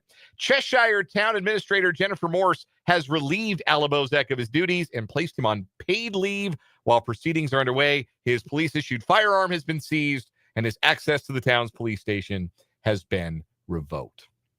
Gross. So, yeah, he went down in the chief of police goes down in a sex sting. Gross. Yes. You would think, as the chief of police, you would know that they can track this stuff. Right? You would think. You would maybe be the most skeptical of all. No way they'll have a sting to catch me. Oh, God, what a bomb. So we've got the AI crime, and we got the Cheshire chief of police. Who's moving on? I might actually go with the chief of police because it's just so, what's the arrogant, I guess? Yeah. Like, yeah, catch those perverts. Not me, though. No. You're not catching this pervert. No. Yeah, that's going to be my pick. Even if he were to somehow escape this with no charges, that's got to be a vote of no confidence, right? If you can't sense that there might be police work happening, how can I trust you to do police work? Yeah. Good point. Why must I chase the cat? That's going to be our winner here for the Monday version of What Is Wrong With You. Brendan, thanks for stopping by. Happy to be here. We're going to talk a little college hoops from the weekend when we come back on 580 Sports Talk.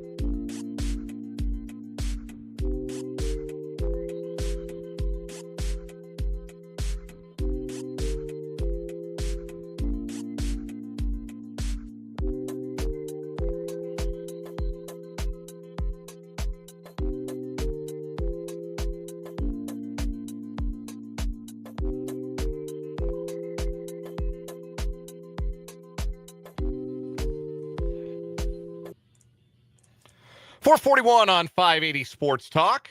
So glad you're with us on this Monday, spending some time with us. I guess it's the royal we now. Brendan has stepped out. There's only but so much KU losing and misery I can subject him to on one day. So it's just me. My name's Dan Lucero. I'm with you the rest of the day. Here with you until 6 o'clock.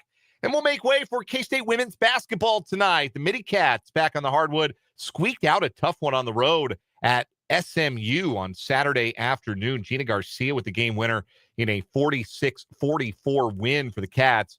They're back on the home floor tonight at Bramlage taking on Lamar. Pre-game coverage at 6. Tip-off at 6:30 here on the K-State Sports Network from Learfield on 580 WIBW and FM 104.9. But I want to talk about some men's college basketball action from the weekend. KU loses to North Carolina 87-74 on Friday night. I caught a condensed version of this game. I was not able to watch the live broadcast doing high school football that night. KU looked like they had a measure of control in the first half. They had a double-digit lead, and then the game completely flipped. North Carolina shot, I think it was 65% in the second half of the game. Henry Vasar outplayed Flory Badunga. Nobody else really went with Darren Peterson, who played well and played 2 halves of basketball and looked fine. No worse for the wear. Maybe a little tired, but other than that, no worse for the wear in the second half. I think if you're going to be concerned about anything for Kansas following that game, it would be 3 things. Number one, defensively, you give up 87. That's a lot of points. Even on the road to a good team like North Carolina, that's a lot of points to give up. And they've got some things to work on as a unit defensively. Defense is a team concept. And I trust Bill Self to get the defense right. Generally speaking, his teams tend to find their way on that end. And I don't think that their defensive inefficiencies at this point are a result of not matching up, not having the size or the athleticism or the physicality. Maybe a little bit of that, but I don't think it's one of those scenarios where you're asking, a bunch of too small guards to guard bigger guards, or you're not big enough in the post. You're trying to guard, elite posts. I don't think that's an issue. I think the things that KU struggled with defensively are things that can be fixed, things that can improve. So that's not really a long-term concern for me. The second thing is, I think you see a little more from Flory Badunga in a big game like that. He wasn't good in the exhibition season. He played well in the opener against Green Bay because Green Bay didn't have anybody guard him.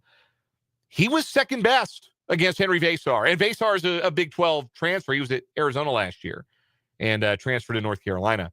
And Vasar was the better big man in that game. And for Flory, got to see the next level for him as a sophomore. I still believe in the talent, but he's got to fare better in those matchups against some of the other top-tier bigs that KU is going to play. And look, I really like Vasar. I think he's one of the best bigs in the country. So there's no shame necessarily in being second best in that matchup, but I'm going to need a little more from him. Just in general, going to need more from Flory Badunga. And then the third thing that I think is a concern is somebody's got to go with Darren Peterson, because it looks like he's going to be pretty excellent every night. He's going to be the best player on the court for KU just about every night. He's got to have some help. Batman needs a Robin. It doesn't have to be the same guy every night. I don't think KU's roster is constructed where they have a real obvious Robin. But there's a reason Bill Self all offseason said that they needed one more 14-point-a-game scorer. That was the number he kind of landed on. And that was the pursuit of oh gosh, what's the kid's name who's at North Carolina State now? He was at Texas Tech. Darren Williams. Why am I blanking on his name? You know who I'm talking about. He was at Texas Tech last year. What is that kid's name? That's going to bother me if I don't look it up. But that was a player that they pursued. Darren Williams, yeah. That was a player that they pursued in the portal that was going to be their second scorer behind Bucket Jones, and they didn't get him. And then it was going to be Cedric Coward, and he committed to Duke, and then he ended up going pro. And by the way, if you haven't seen what Cedric Coward's been doing as a lottery pick for the Grizzlies, he made the right decision. That young man was absolutely ready for the NBA. He got out to a great start in his pro career. Then it was going to be Damasar, and KU lost out on him. He ended up going to Duke. So now where KU is at is their most likely guy to be at some point this year, somebody who gives them that 12 to 15 points a game they're going to need, is probably Cole Rosario, and he's not there yet. And it doesn't usually happen immediately for freshmen who are not the caliber of recruit of a Darren Peterson. So that's going to take some time for Rosario to get to being that kind of player, but in the interim, it needs to be somebody. It doesn't really matter. Melvin Council, Trey White, Flory, it needs to be somebody else who is a reliable and consistent for 40 minutes source of offense for KU to win games. And they don't have that just yet. That's going to have to develop. But the most important thing here, I think, from that game, in previous years, last 2 years in particular, KU won a lot of those early season marquee games. Like last year, they beat Michigan. They won in the Champions Classic, beat Michigan State, beat Duke 2 years ago. They beat UConn 2 years ago.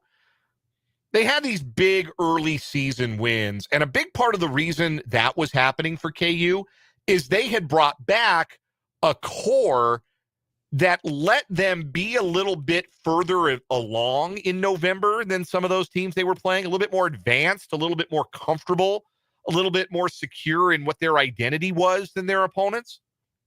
And those games ended up really not meaning anything, not having a lot of predictive value for KU teams that kind of would stagnate or had a ceiling to them because of what the talent level was, because of what the limitations of their starting lineup was.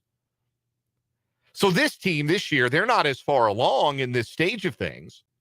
They're not as whole. They're not as congealed. They're still figuring out who they're going to be. And that might mean you go and lose on the road at a top 25 team. That might mean they lose at home to UConn. That might mean Duke gets them in 10 days at the Champions Classic, even though Duke is in a similar fashion also a really young team. But I don't think that has to mean anything. Just like it ended up really not meaning anything when KU would win an early season marquee game the last couple of years. Those ended up not really meaning anything about who KU really was. And these losses don't have to mean anything either. But they've got a ways to go. There's no denying it. If this sounds like excuse making on my part, rest assured it is not. They've got some things they need to figure out. But there's the talent level, there's a ceiling, and one of the greatest coaches in the history of college basketball. And you combine those two things, I think it is reasonable to have faith that things are going to shake. K-State was a winner on Saturday. They beat Bellarmine 98-71. I thought it was extremely fascinating to hear Jerome Tang after the game talking about his team, and I'm paraphrasing here.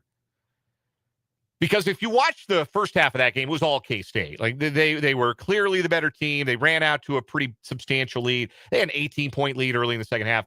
And it's not that it was ever in doubt who was going to win the game, but there was probably about a 7 or 8 minute stretch of the second half where Bellarmine was playing as well or better than K-State was. They were playing harder. They were getting easy offense. K-State was getting a little careless with the basketball, turning it over. And Bellarmine was getting layups at the other end, and the lead kind of hung around 11-10 a little bit. Never got any closer than that because K-State had solutions. Usually the solution's name was P.J. Haggerty. A lot of times the solution's name was David Castillo. More about him in a second. But Jerome Tang, I thought it was really fascinating to hear him talk after the game and say, I was frustrated with the defense, and I let that frustration affect my team. He says he felt like his frustration with some of the things they were giving up on the other end on defense affected their offense a little bit. And what that sounds to me is Jerome Tang coming face to face with the idea that it comes from a program like Baylor where a lot of what they built, the success that they built and have sustained through the Scott Drew years, a lot of that was based on defense. And then the last couple of years, Baylor's been an offense-first program, and they haven't guarded anybody. But by and large, when you've thought about Baylor, when Jerome Tang was on Scott Drew's staff, you thought about their defense. So that was always kind of the coach we anticipated that Jerome Tang was going to be, the kind of coach, the kind of team that he was going to field. And I think Jerome Tang has come face-to-face 2 games into the regular season with the idea that he may not get to a stage where he's got a great defensive team at any point this year. I don't know that they'll ever be great defensively. They might be great offensively. They'll be great if P.J. Haggerty can get a bucket whenever he wants it, which I think he can. They'll be great if they continue to shoot from deep the way that they have. Abdi Bashir, 5 out of 9 from deep. Terrific. David Castillo, 5 out of 5. That is by far the most comfortable he has looked in a Kansas State uniform. The ceiling on that kid, that's a big deal recruit that K-State got. Kind of got lost in the shuffle and didn't play well and didn't have a lot of confidence last year. You can sense his confidence is growing, and he's in a good role for him. They got other knockdown shooters as well. Kostic can definitely be one of those. They're going to score. Like, I watch K-State, and I see a team that should be, even when it gets to Big 12 play, they're going to be in the 70s fairly routinely. Probably some nights they're going to get into the 80s without sweating. They've got that kind of offensive ability. And Jerome Tang is realizing in real time, hey, maybe I got to be a little more accepting of some of the defensive lapses if we're going to go get it back on offense. And that's not to say you ignore that end or you don't coach up that end, but I thought that was really interesting to hear Jerome Tang say that my frustration with the defense affected my guys on offense. Really self-aware from Jerome Tang. And he would go on to say after the game that, look, I was frustrated giving up the layups, but our whole thing with Bellarmine was we didn't want them to take and make threes, and they were 4 out of 20 from 3. So defensively, they executed a game plan.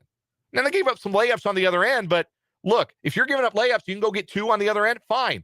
We got an 18-point lead. We'll trade baskets. That's not maybe a winning scenario against some really good Big 12 teams, but if you're taking away the three-point line, sometimes you're going to live with a 2. As long as you're not giving up those threes, especially in the second half of a game where you're up comfortably. But I thought that was interesting to hear from Jerome Tang, kind of understanding that his team this year is going to be an offensive-first basketball team. Even in the best-case scenario, forever their defense turns out, they will be a team that is defined by how they score it on a night-in, night-out basis. And I think they could be really, really good at that. We'll take a break here at 580 Sports Talk. Come back and wrap up the 4 o'clock hour after this.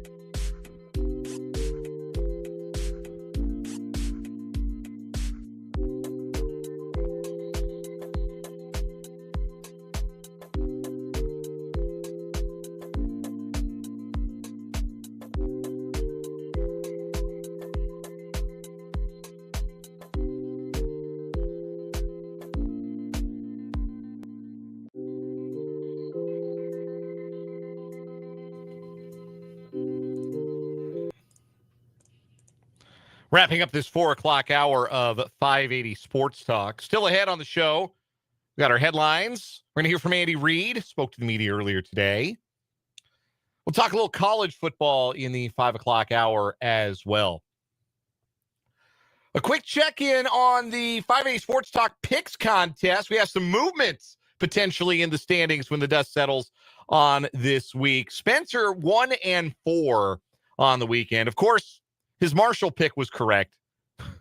Marshall against the spread might be the best team in America. Unbelievable. They did not win their game, but they did cover the 13.5-point spread. Spencer called that one, but 0-for on the rest of his picks. So 1-4 for Spencer coming back to the pack. I, unfortunately, not able to take full advantage. I went 2-3 this week, although I would like one of those losses stricken from the record. Had I known that Navy was going to sit their quarterback, Blake Horvath, with an injury, I surely would not have picked them to cover against Notre Dame. They may not have covered anyway, but I did not have the requisite information. I am going to be appealing that result and that loss to the 5A Sports Talk Picks Contest Board of Appeals, which is just me. So we'll see where that goes. Brendan, unbeaten 3-0-1 this week. Got a push in the Berlin game. He had Indianapolis -6. They won by 6, but all his college football picks hit going into tonight. He's got a chance for an unbeaten week if Green Bay can cover a 2-point spread against the Eagles. Coming up, 5 o'clock hour, 580 Sports Talk. Hang out with us for one more hour, won't you?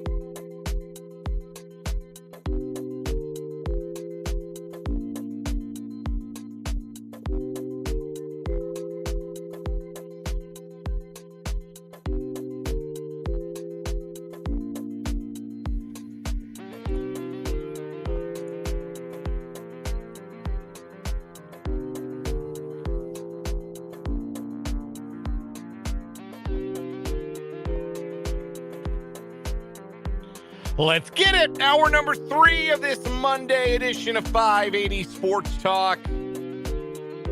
My name is Dan Lucero. So glad to be with you here on the Sports Voice of Kansas, 580 WIBW, FM 104.9, online at 580WIBW.com, and live on video, our YouTube channel, 580 Sports Talk. Like and subscribe. Our Facebook page, WIBW News.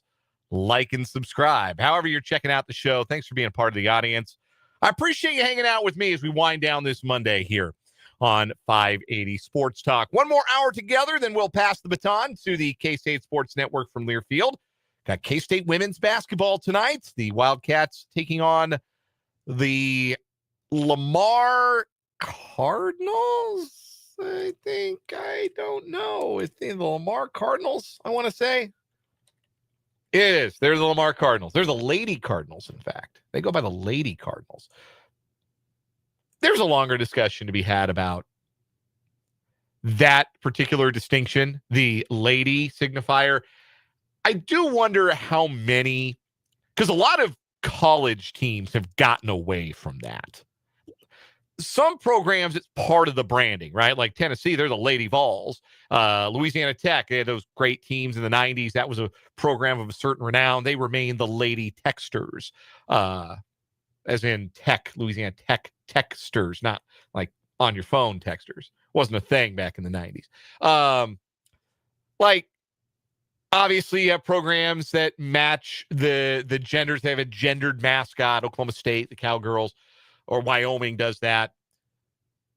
I think we assume a lot of programs want to do that in like high school. I think we kind of default to that. It's an easy thing to default to distinguish between the boys' result and the girls' result of a high school basketball doubleheader as they're commonly played.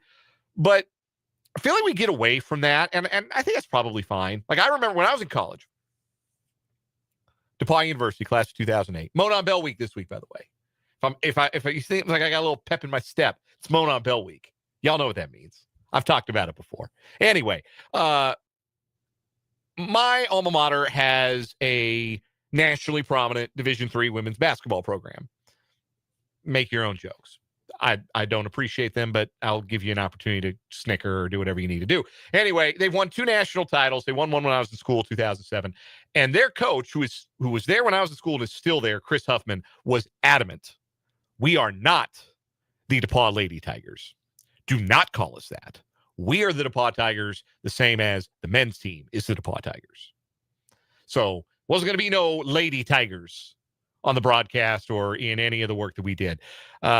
Some schools maybe feel differently about it. Looks like maybe Lamar feels differently about it. Anyhow, by any other name, Lamar plays K-State tonight, 6 o'clock pregame, 6:30 tip-off.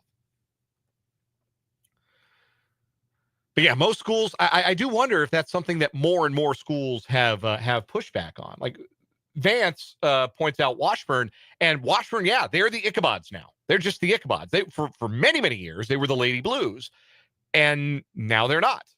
And I don't know. I don't think I was around when that stopped being the case. I hadn't gotten to Topeka yet when that nomenclature changed, and they became just the Ichabods, the same as the men, and not the Lady Blues. But I do know that was the distinction for a long time, and now it's not. And I don't think that's a problem. Like, I don't think that's bad necessarily. I also don't think it's bad if schools want to continue to use the lady signifier, whether it's a high school or a college. But I think you do see it less and less. And I try to tread kind of lightly. And honestly, just need to ask. Like, I feel like I don't ask. I need to ask around. Like, what do you, if I'm covering high school sports, like, what do you prefer, coach? What does the AD prefer? What is the preferred nomenclature for your women's sports teams? Anyhow, another discussion for another day. We got plenty of headlines to get to this hour, 580 Sports Talk. We've also got Andy Reid, his Monday Zoom today. Went for about 8 minutes. Had some interesting stuff in there regarding Josh Simmons and his return as the Chiefs get ready to take on the Denver Broncos in Denver this coming Sunday. We'll also talk a little college football as well. There is no doubt anymore, if there ever was, and I didn't have any doubts, but now nobody can have any doubts as to who the best team in the Big 12 is after Texas Tech did to BYU what they have done to pretty much everybody else as long as they have had their healthy quarterback. They ripped off BYU's limbs and beat them with them for 60 minutes. It was impressive. So we'll get into some of that as well. Want to hear from you in the YouTube comments. Again, if you're checking out the show on YouTube today, 580 Sports Talk, hop in that live chat. It's open while we're on live, and you can leave your thoughts and your questions and your comments. Appreciate everybody who's been in there today. Had some good dialogue. If you aren't watching on YouTube, why not give it a try? If you've never done it before, it's cold outside. Stay in, bunker down, put us on YouTube.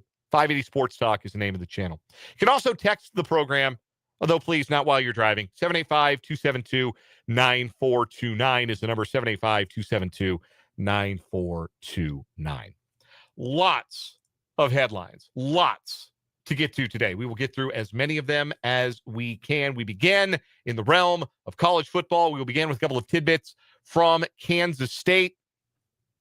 One bit of news that broke late Friday, and I don't know how much Brendan and Spencer got to it on Friday's edition of 580 Sports Talk. It is a bit of a day-old donut by now. It is old news, but was confirmed today at Chris Kleiman's Monday press conference. Junior running back Dylan Edwards no longer with the Kansas State program. He will take the rest of the year off, the red shirt, and he will enter the transfer portal following the completion of the 2025 season. So ends the star-crossed two-year career for the former Derby High School star and Colorado Buffalo in Manhattan. This was supposed to be Dylan Edwards' year, and then he hurt his ankle on the first play that he participated in the 2025 season, rolled it up, returning that punt, fumbling that punt against Iowa State. Never got back to full health, though it sure looked like he was about 100% when he ran for 166 yards, including a 75-yard touchdown against UCF in K-State's fifth game of the season. But the game after that, he struggled against Baylor, came out of the game, didn't finish the game, haven't seen him on the field since, and it's been confirmed that he will indeed suit up for a third different college football team next year.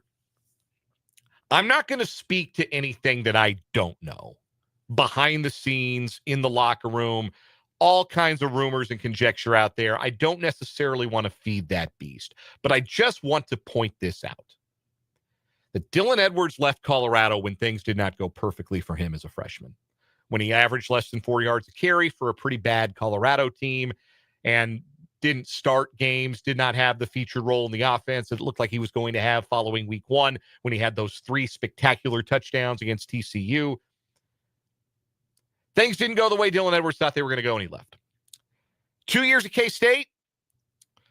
Edwards comes to K-State last year, ends up backing up DJ Giddens, who was an NFL draft pick. Understandable that he did not win the job outright, was excellent in his spot duty, best player on the field in the Rate Bowl. This was supposed to be the year of Dylan Edwards. Obviously, it has not been that. And now he's leaving because things got hard. And that is kind of what feels like is the trend here, that Dylan Edwards has left two schools when things were not perfect, when the conditions, when the circumstances were not 100% in line and perfect and ideal for Dylan Edwards. He has left. And it has not been, oh, he's just left these two programs. He transferred away from Colorado, where his mentor, Deion Sanders, was the coach. That is why he went to Colorado. That is why his commitment coming out of Derby High took the twists and turns that it did. Because, of course, he was originally committed to K-State. Then he flipped to Notre Dame. Then he flipped again to Colorado when Deion got that job because Deion had a special part in his life as a young football player. He wanted to go play for Deion Sanders. Nobody begrudged him that opportunity. There were a few, angry folks on message boards, I'm sure, because message boards are going to message board. But at the end of the day, it made sense for Dylan Edwards to go to Colorado and play for Deion Sanders. And he left Deion Sanders. 1 year, things were perfect. He left. He ditched his mentor, went back home to Kansas State. And again, that's not the kind of thing you necessarily begrudge a kid for doing. This opportunity close to home. And hey, the starting quarterback's one of his best friends from childhood, Avery Johnson. So okay, that makes a certain amount of sense. Well, now he's leaving Avery Johnson behind. And the question I would ask school number 3, whoever decides that Dylan Edwards is worth the squeeze in 2026, if he would bail on his mentor when things weren't perfect, if he would bail on his best friend when things weren't perfect, what makes you think he's not going to bail on you? That's my Dylan Edwards thought. Anyway, the news worse for a player who's active and committed to the program and committed to playing and playing through injury. Austin Romaine is unable to play through the injury any longer. Chris Kleiman announcing today that the middle linebacker for Kansas State will miss the remainder of the season. He's been playing with that big club on his hand. The team decided at this point it's better to just go get that injury surgically repaired. So with 3 games left in the season, at a minimum 3, hopefully 4 with a bowl, the K-State will be without their middle linebacker and arguably their best defensive player, Austin Romaine. That is a big, big blow to that defense. And what a shame, a real shame. Kleiman said at one point during his press availability today that they've never been down this many bodies. He said we were down more bodies than we've ever been before. And if he's including the COVID year where it was pretty well known that COVID totally ripped through that roster and they were really hurting to just get guys to practice, raises a lot of questions. And it might be bad luck. It really might. Might be bad luck. It might be that the way they chose to prepare for this season was not conducive to keeping guys healthy for the long haul. I don't know. Those are all questions that Chris Kleiman and company are going to have to answer once this season ends, but really unfortunate. However you slice it, it's a bummer that Austin Romaine isn't going to play anymore because he was having a really strong middle portion of his season, and then he got hurt, and there's but so much you can do playing out there with one hand. So that's the news from K-State today. They play Oklahoma State on Saturday in Stillwater. Their game the following Saturday against Utah, as well as K-State's game this following Saturday, not this coming Saturday, but the Saturday after against Iowa State. Those games are 6-day selections by the conference, so we won't know the kickoff times for those games until next week. While we're on the college football subject, quick look at the college football AP top 25. Ohio State and Indiana remained 1 and 2. Texas remains number 3. Alabama remains number 4. Georgia remains number 5. The top 5 in the AP poll unchanged after this past week's action. Ohio State with 55 of the 65 first place votes. Indiana with 6. Texas A&M with 4. Ole Miss, Oregon, Texas Tech, Notre Dame, and Texas round out the top 10. Texas is back into the top 10. Texas Tech up 1 spot to number 8. 11 through 15, Oklahoma, BYU, Vanderbilt, Georgia Tech, and Utah. BYU down 4 spots after losing to Tech. Utah up 2 spots to number 15. 16 through 20, Miami, USC, Michigan, Louisville, and Virginia. 21 through 25, Tennessee, Cincinnati, Pittsburgh, James Madison, and South Florida. The latter 3 teams are new to the poll this week. Let's get to baseball. The big news in baseball over the weekend, the indictment of Cleveland Guardians pitchers Emmanuel Clase and Luis Ortiz. Ortiz today appeared in federal court on the charges accusing him and Clase of taking bribes to help associates in their native Dominican Republic win prop bets based on pitches they threw. According to the indictment, which was unsealed on Sunday, Ortiz and Clase took several thousands of dollars in payoffs to help 2 unnamed gamblers in their home country win at least $460,000 on bets placed on the speed and outcome of certain pitches, including some that landed in the dirt. Apparently, Clase, according to the indictment and the allegations contained therein, has been up to this since 2023, where he would agree on the first pitch of an outing to throw a slider in the dirt. The associate back in the Dominican Republic would bet on the under for pitch speed, which is a thing you can do, and bet on the pitch ending up being either a ball or a hit batsman. And the scheme worked almost every time. There was one time when Andy Pajes of the Dodgers swung at a slider in the dirt, and it cost the bettors about $4,000 each. But by and large, this was a successful endeavor for Clase and Ortiz. They would throw the sliders in the dirt, and the bettors who were betting on the under on pitch speed and for the pitch to be a ball or a hit batsman would then profit. And some of that money would go back to Clase and Ortiz. Some of that money would go to friends or family members, again, according to the indictment, back in the native Dominican Republic of both players. Clase probably felt like it wasn't harming anybody. It did not inhibit his ability to do his job. Again, in 2024, he was the best reliever in baseball. And in 9 of the 10 games in which it is alleged that he took a bribe to misplace the first pitch of an outing on purpose to win some money, 9 of those 10 outings saw him get the save anyway. One of the outings, he gave up 3 runs, and that's not the kind of thing spiking one slider is going to necessarily lead to. So Clase, in the end, probably felt like this was a victimless crime and a pretty easy thing to get away with and an easy way to make a little bit of money on the side for him and his associates or anybody else that he cared to divert the money to. But it is crystal clear. This is the one rule you can't break in baseball. This is the one that's on the wall of every clubhouse. It's why I have no sympathy for Pete Rose. This is the rule you cannot break. You cannot bet on baseball. You cannot manipulate the outcome of a baseball game. Even if it feels like, oh, it's a victimless crime. What's the harm? I spike a slider. I'm Emmanuel Clase. I throw 101 miles an hour. I'm one of the best control pitchers in baseball. I can misplace one pitch, make a buddy of mine $5,000 the easy way. And then I'm going to strike out this guy 3 pitches later, and I'm going to get to say, I'm going to do my job. I'm not throwing the game. I'm just fixing a pitch. But if you can fix one pitch,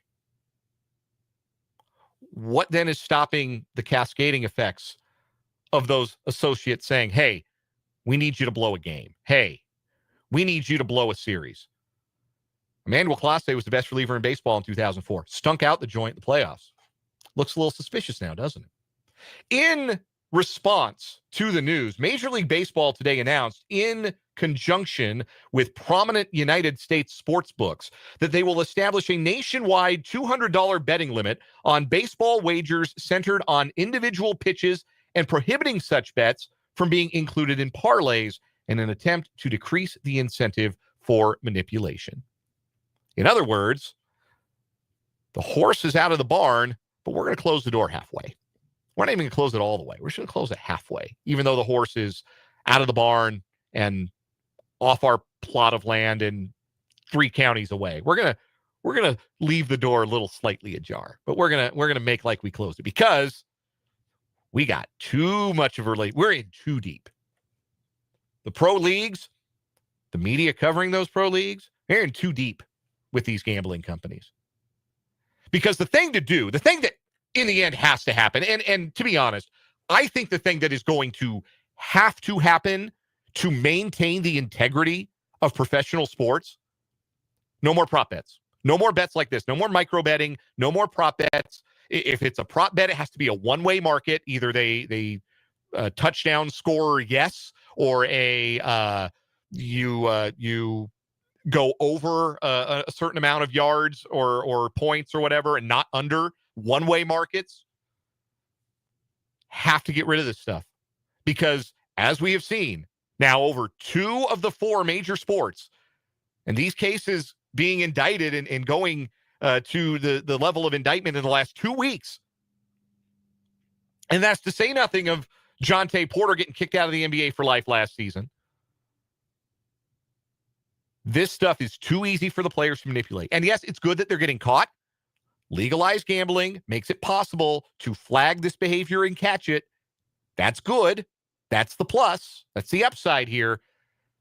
But if these bets continue to exist, this behavior is going to continue to happen and continue to be incentivized. And again, who's to say that they would have stopped Clase and Ortiz had they not been caught? Who's to say they would have stopped at 1 pitch? Who's to say they wouldn't have been influenced to do more, to impact the outcome of a game, the outcome of an inning, the outcome of a season?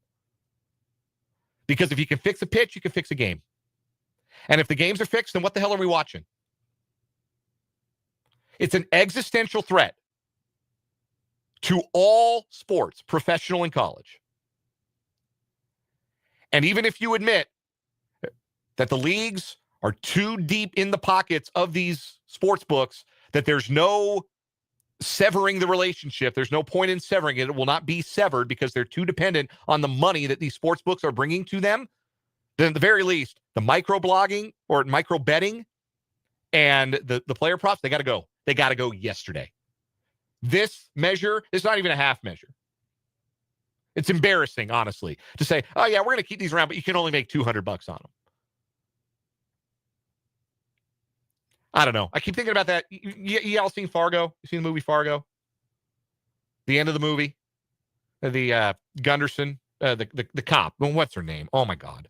It's been a while since I've seen the movie. Driving the criminal back in her police car. Says, I just don't understand what for. For what? A little bit of money? All that for a little bit of money? I don't know. Don't understand it.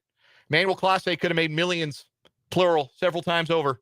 He's the best reliever in baseball. I can guarantee you he will never pitch another major league inning. And neither will Luis Ortiz. And for what? A little bit of money? It's a damn shame is what it is. More baseball headlines for you.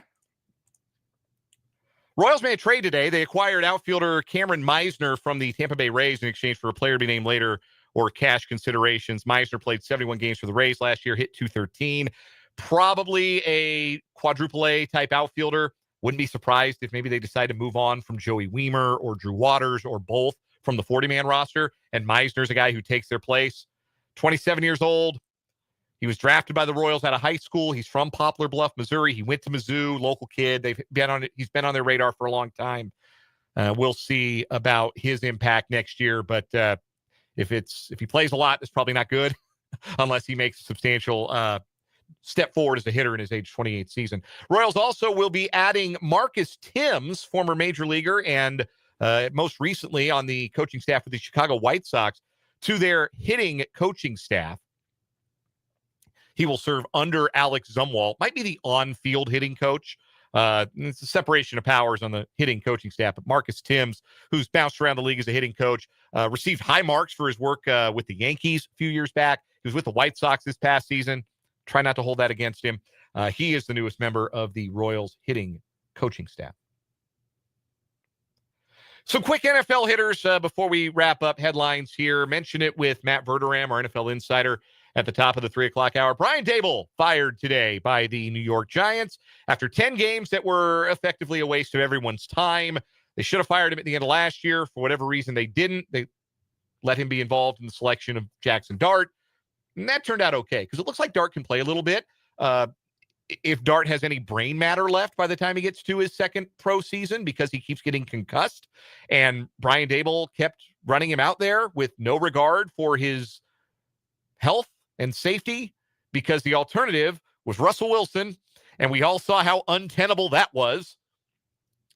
And so when you combine the results, 2-8 for a third straight year, with the abject disregard for the young quarterback's health, with 4 losses in which the Giants had double-digit second-half leads this year, and Daboll had to go. So he is gone. He is no longer the head coach of the Giants. The interim head coach, familiar name to Chiefs fans, Mike Kafka, formerly on the Chiefs staff. He had been the offensive coordinator under Daboll. He will be the interim head coach for the final 7 games of the Giants season. Also, Washington Commanders defensive tackle Deron Payne was suspended today, 1 game for punching Amon-Ra St. Brown during Sunday's 44-22 Commanders loss to the Lions.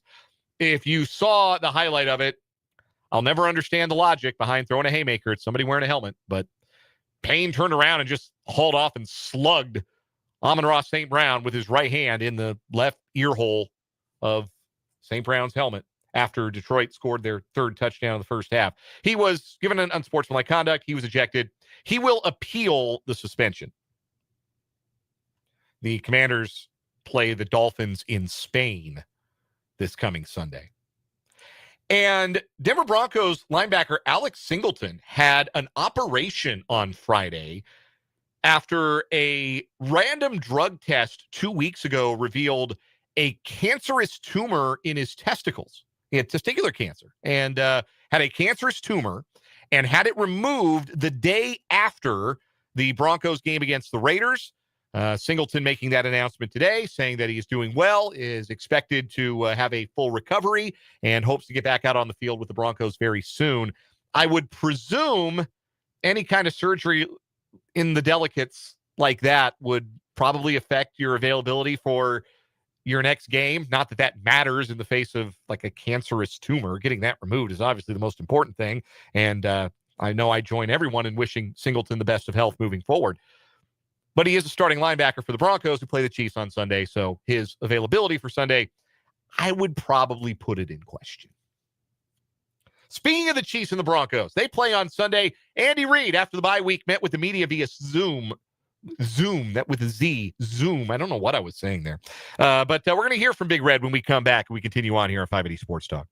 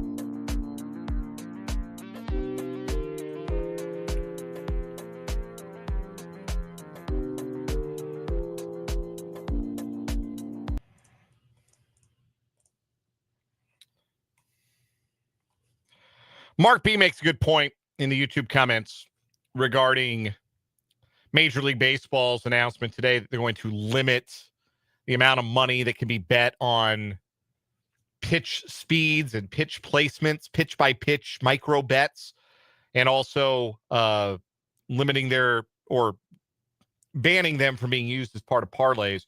Mark B points out, I don't know how they control the non-partner sports books and overseas books, which is probably the more germane of the two there. Yeah, that was what was supposed to be the plus side of legalized sports betting in America was, okay, if it's legal, we can regulate it. And when we regulate it, we have watchdogs tracking all of the sports betting activity that goes on in the United States. We can flag things that seem suspicious. Like, remember that baseball coach? Was it Alabama's baseball coach who got himself fired because he called a buddy and said, hey, I had to switch my Friday starter. LSU's going to beat our brains in today. Go bet on LSU. And the guy placed like a $15,000 bet at a casino in Ohio on an SEC regular season baseball game. Like, when something like that happens, like, the red flags go up and the investigators, the watchdogs, get to work, and the people who are behind that kind of behavior, they get caught, they get exposed, they get in trouble. And that's supposed to be the deterrent. It's not enough of a deterrent. This stuff keeps happening.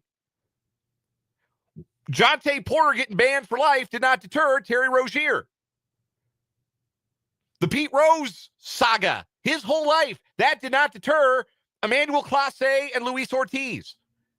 The writing literally being on the wall about sports gambling did not deter these Major League Baseball players. There are a couple others. I mean, Tucupita Marcano is not a name you know, but he's banned for life because he bet on baseball. Utility infielder of no real renown.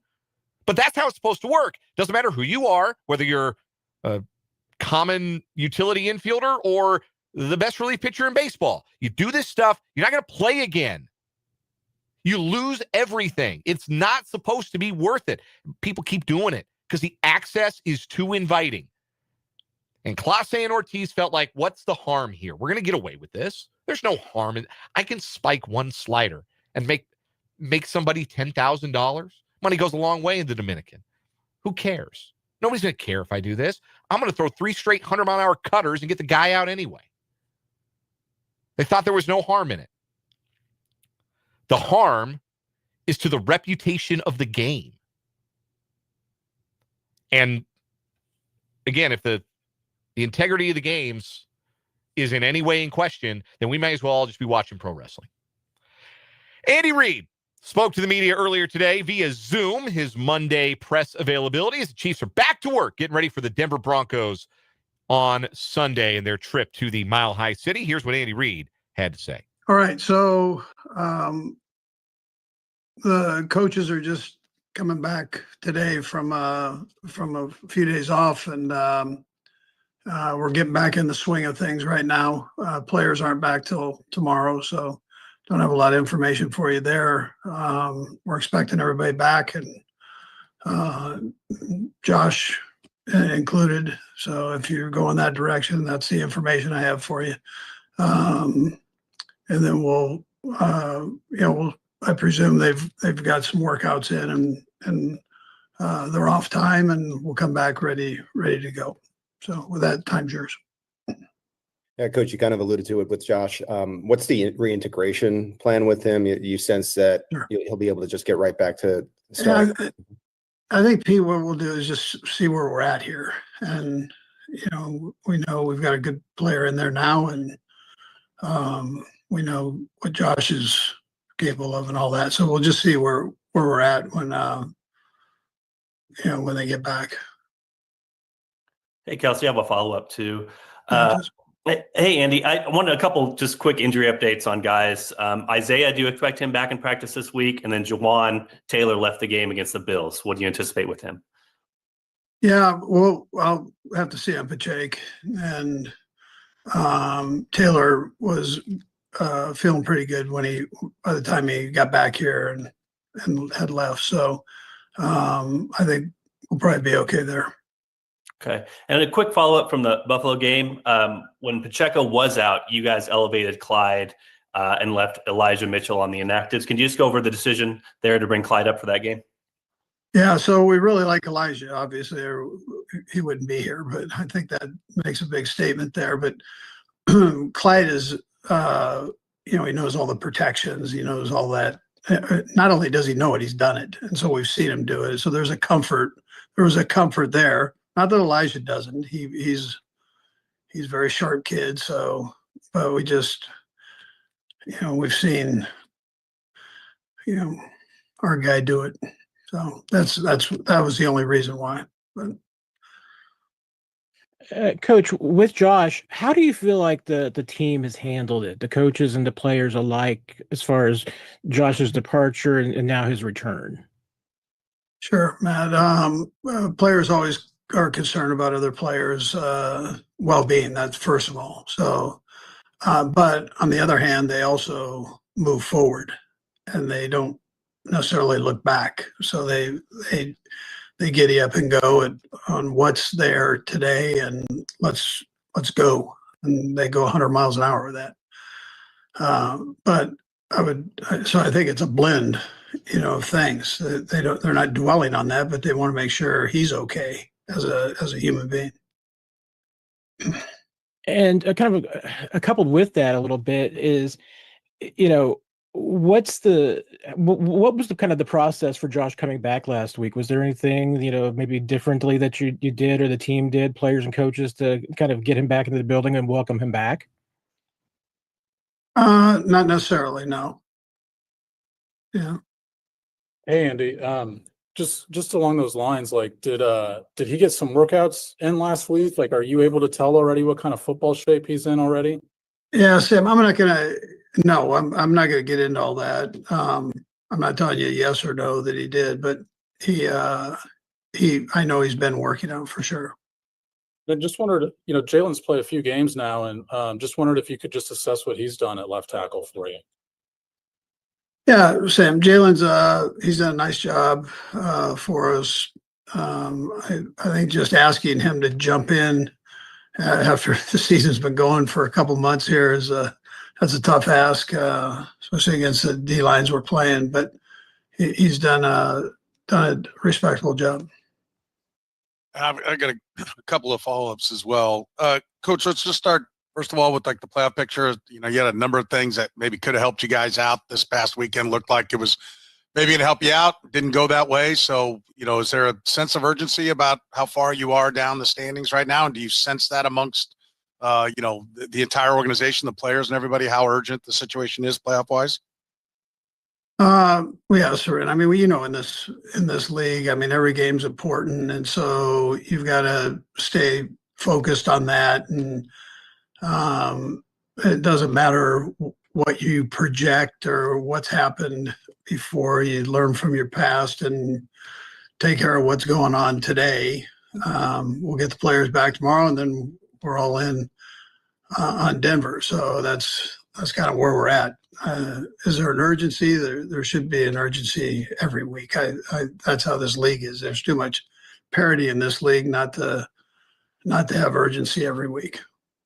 You guys have played a lot of games, right? Have had a lot of success. I mean, this is new for you, right? Being a 3-time champion, right? So, like, has you noticed that, some of the guys that have been around and had a lot of success, that sometimes maybe they need a little bit more, urging, or like that the tank's just on empty because of all that you guys have accomplished?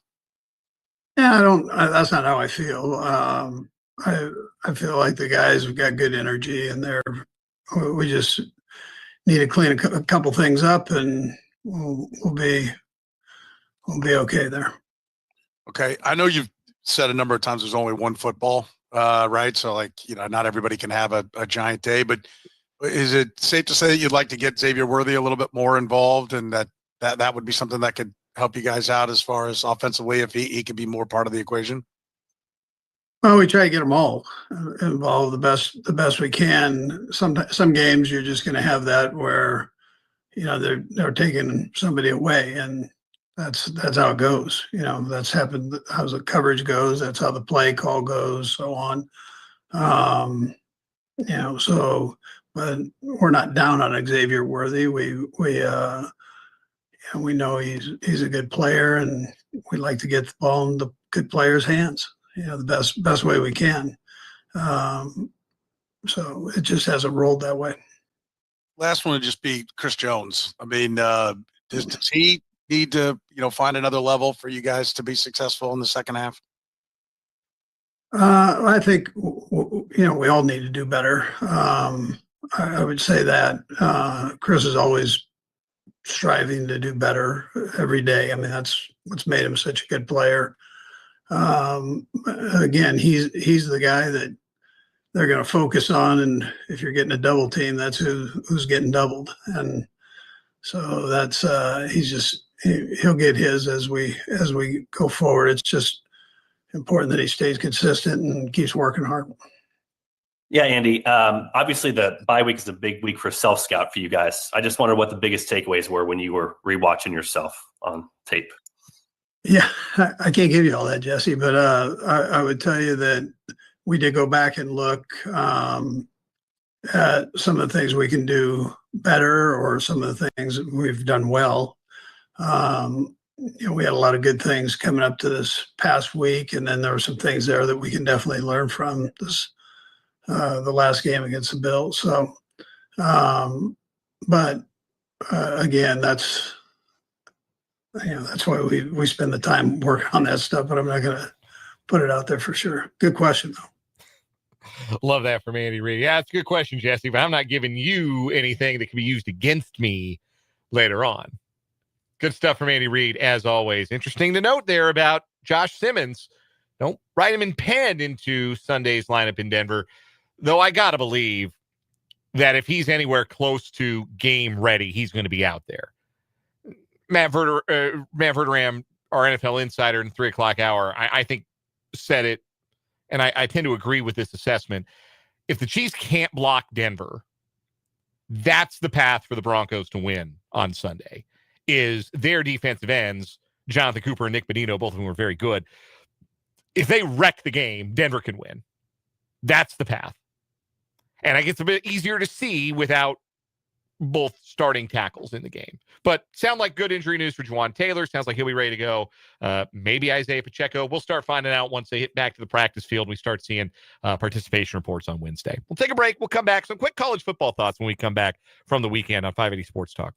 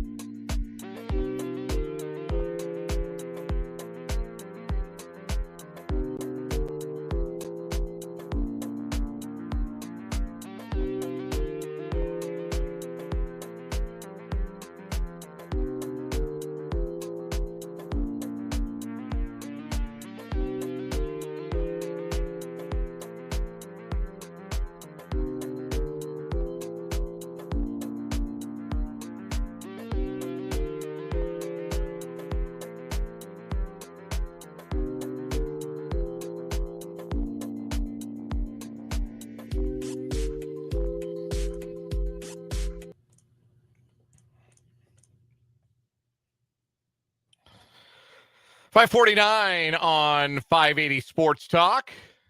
Making the turn for home on this Monday edition of the show.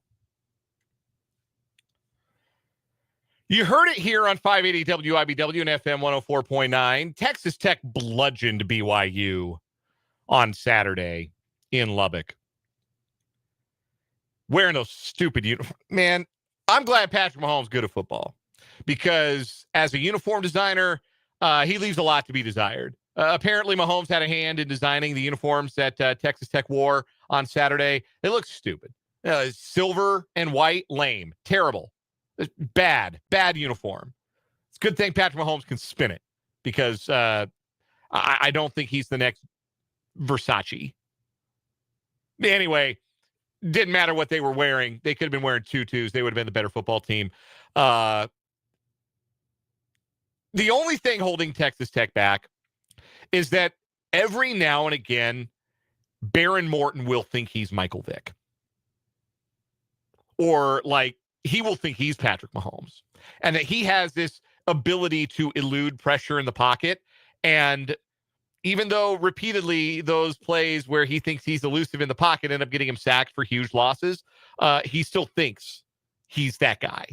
And if he could just learn how to throw the ball away, I'd be a lot higher on Baron Morton. I came into the year and I wasn't real high on Baron Morton. I didn't know what to think.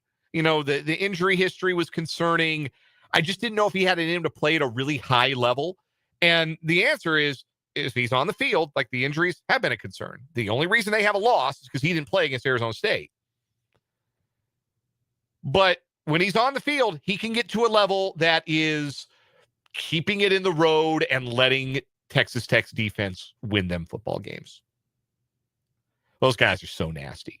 And I think it is the kind of team. I don't know that they're going to get a top 4 national seed, so I don't think they're going to get a bye. But I think Texas Tech can ruin somebody's day in the playoff. I think they can win playoff games, plural. Because the way you do it is have better players. And it helps if those better players are in the trenches. And Texas Tech has better players in the trenches, certainly than anybody else in the Big 12. And we've seen it over and over. I don't know who beats them the rest of the way. If Morton's on the field and they don't lose any other stud on defense, I don't know how they lose. I don't see it happening.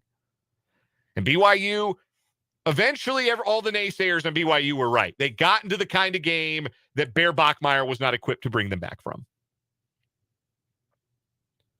So that was the big happening in the Big 12 over the weekend. Iowa State beat TCU. That's a horrible loss for TCU at home. Rocco Becht was terrible. They were dominating that game. They were by 10 in the fourth quarter at home.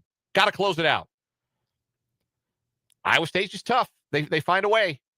They are extremely shorthanded, but they're going to be a problem for KU on Saturday. I'll tell you that right now. I think KU, given the injuries for Iowa State, man for man, KU has as much or maybe even more talent than this current iteration of Iowa State. And I certainly think Jaden Daniels is a better quarterback than Rocco Becht. But when it's winning time, Iowa State knows what to do. And we've seen over and over again, KU doesn't.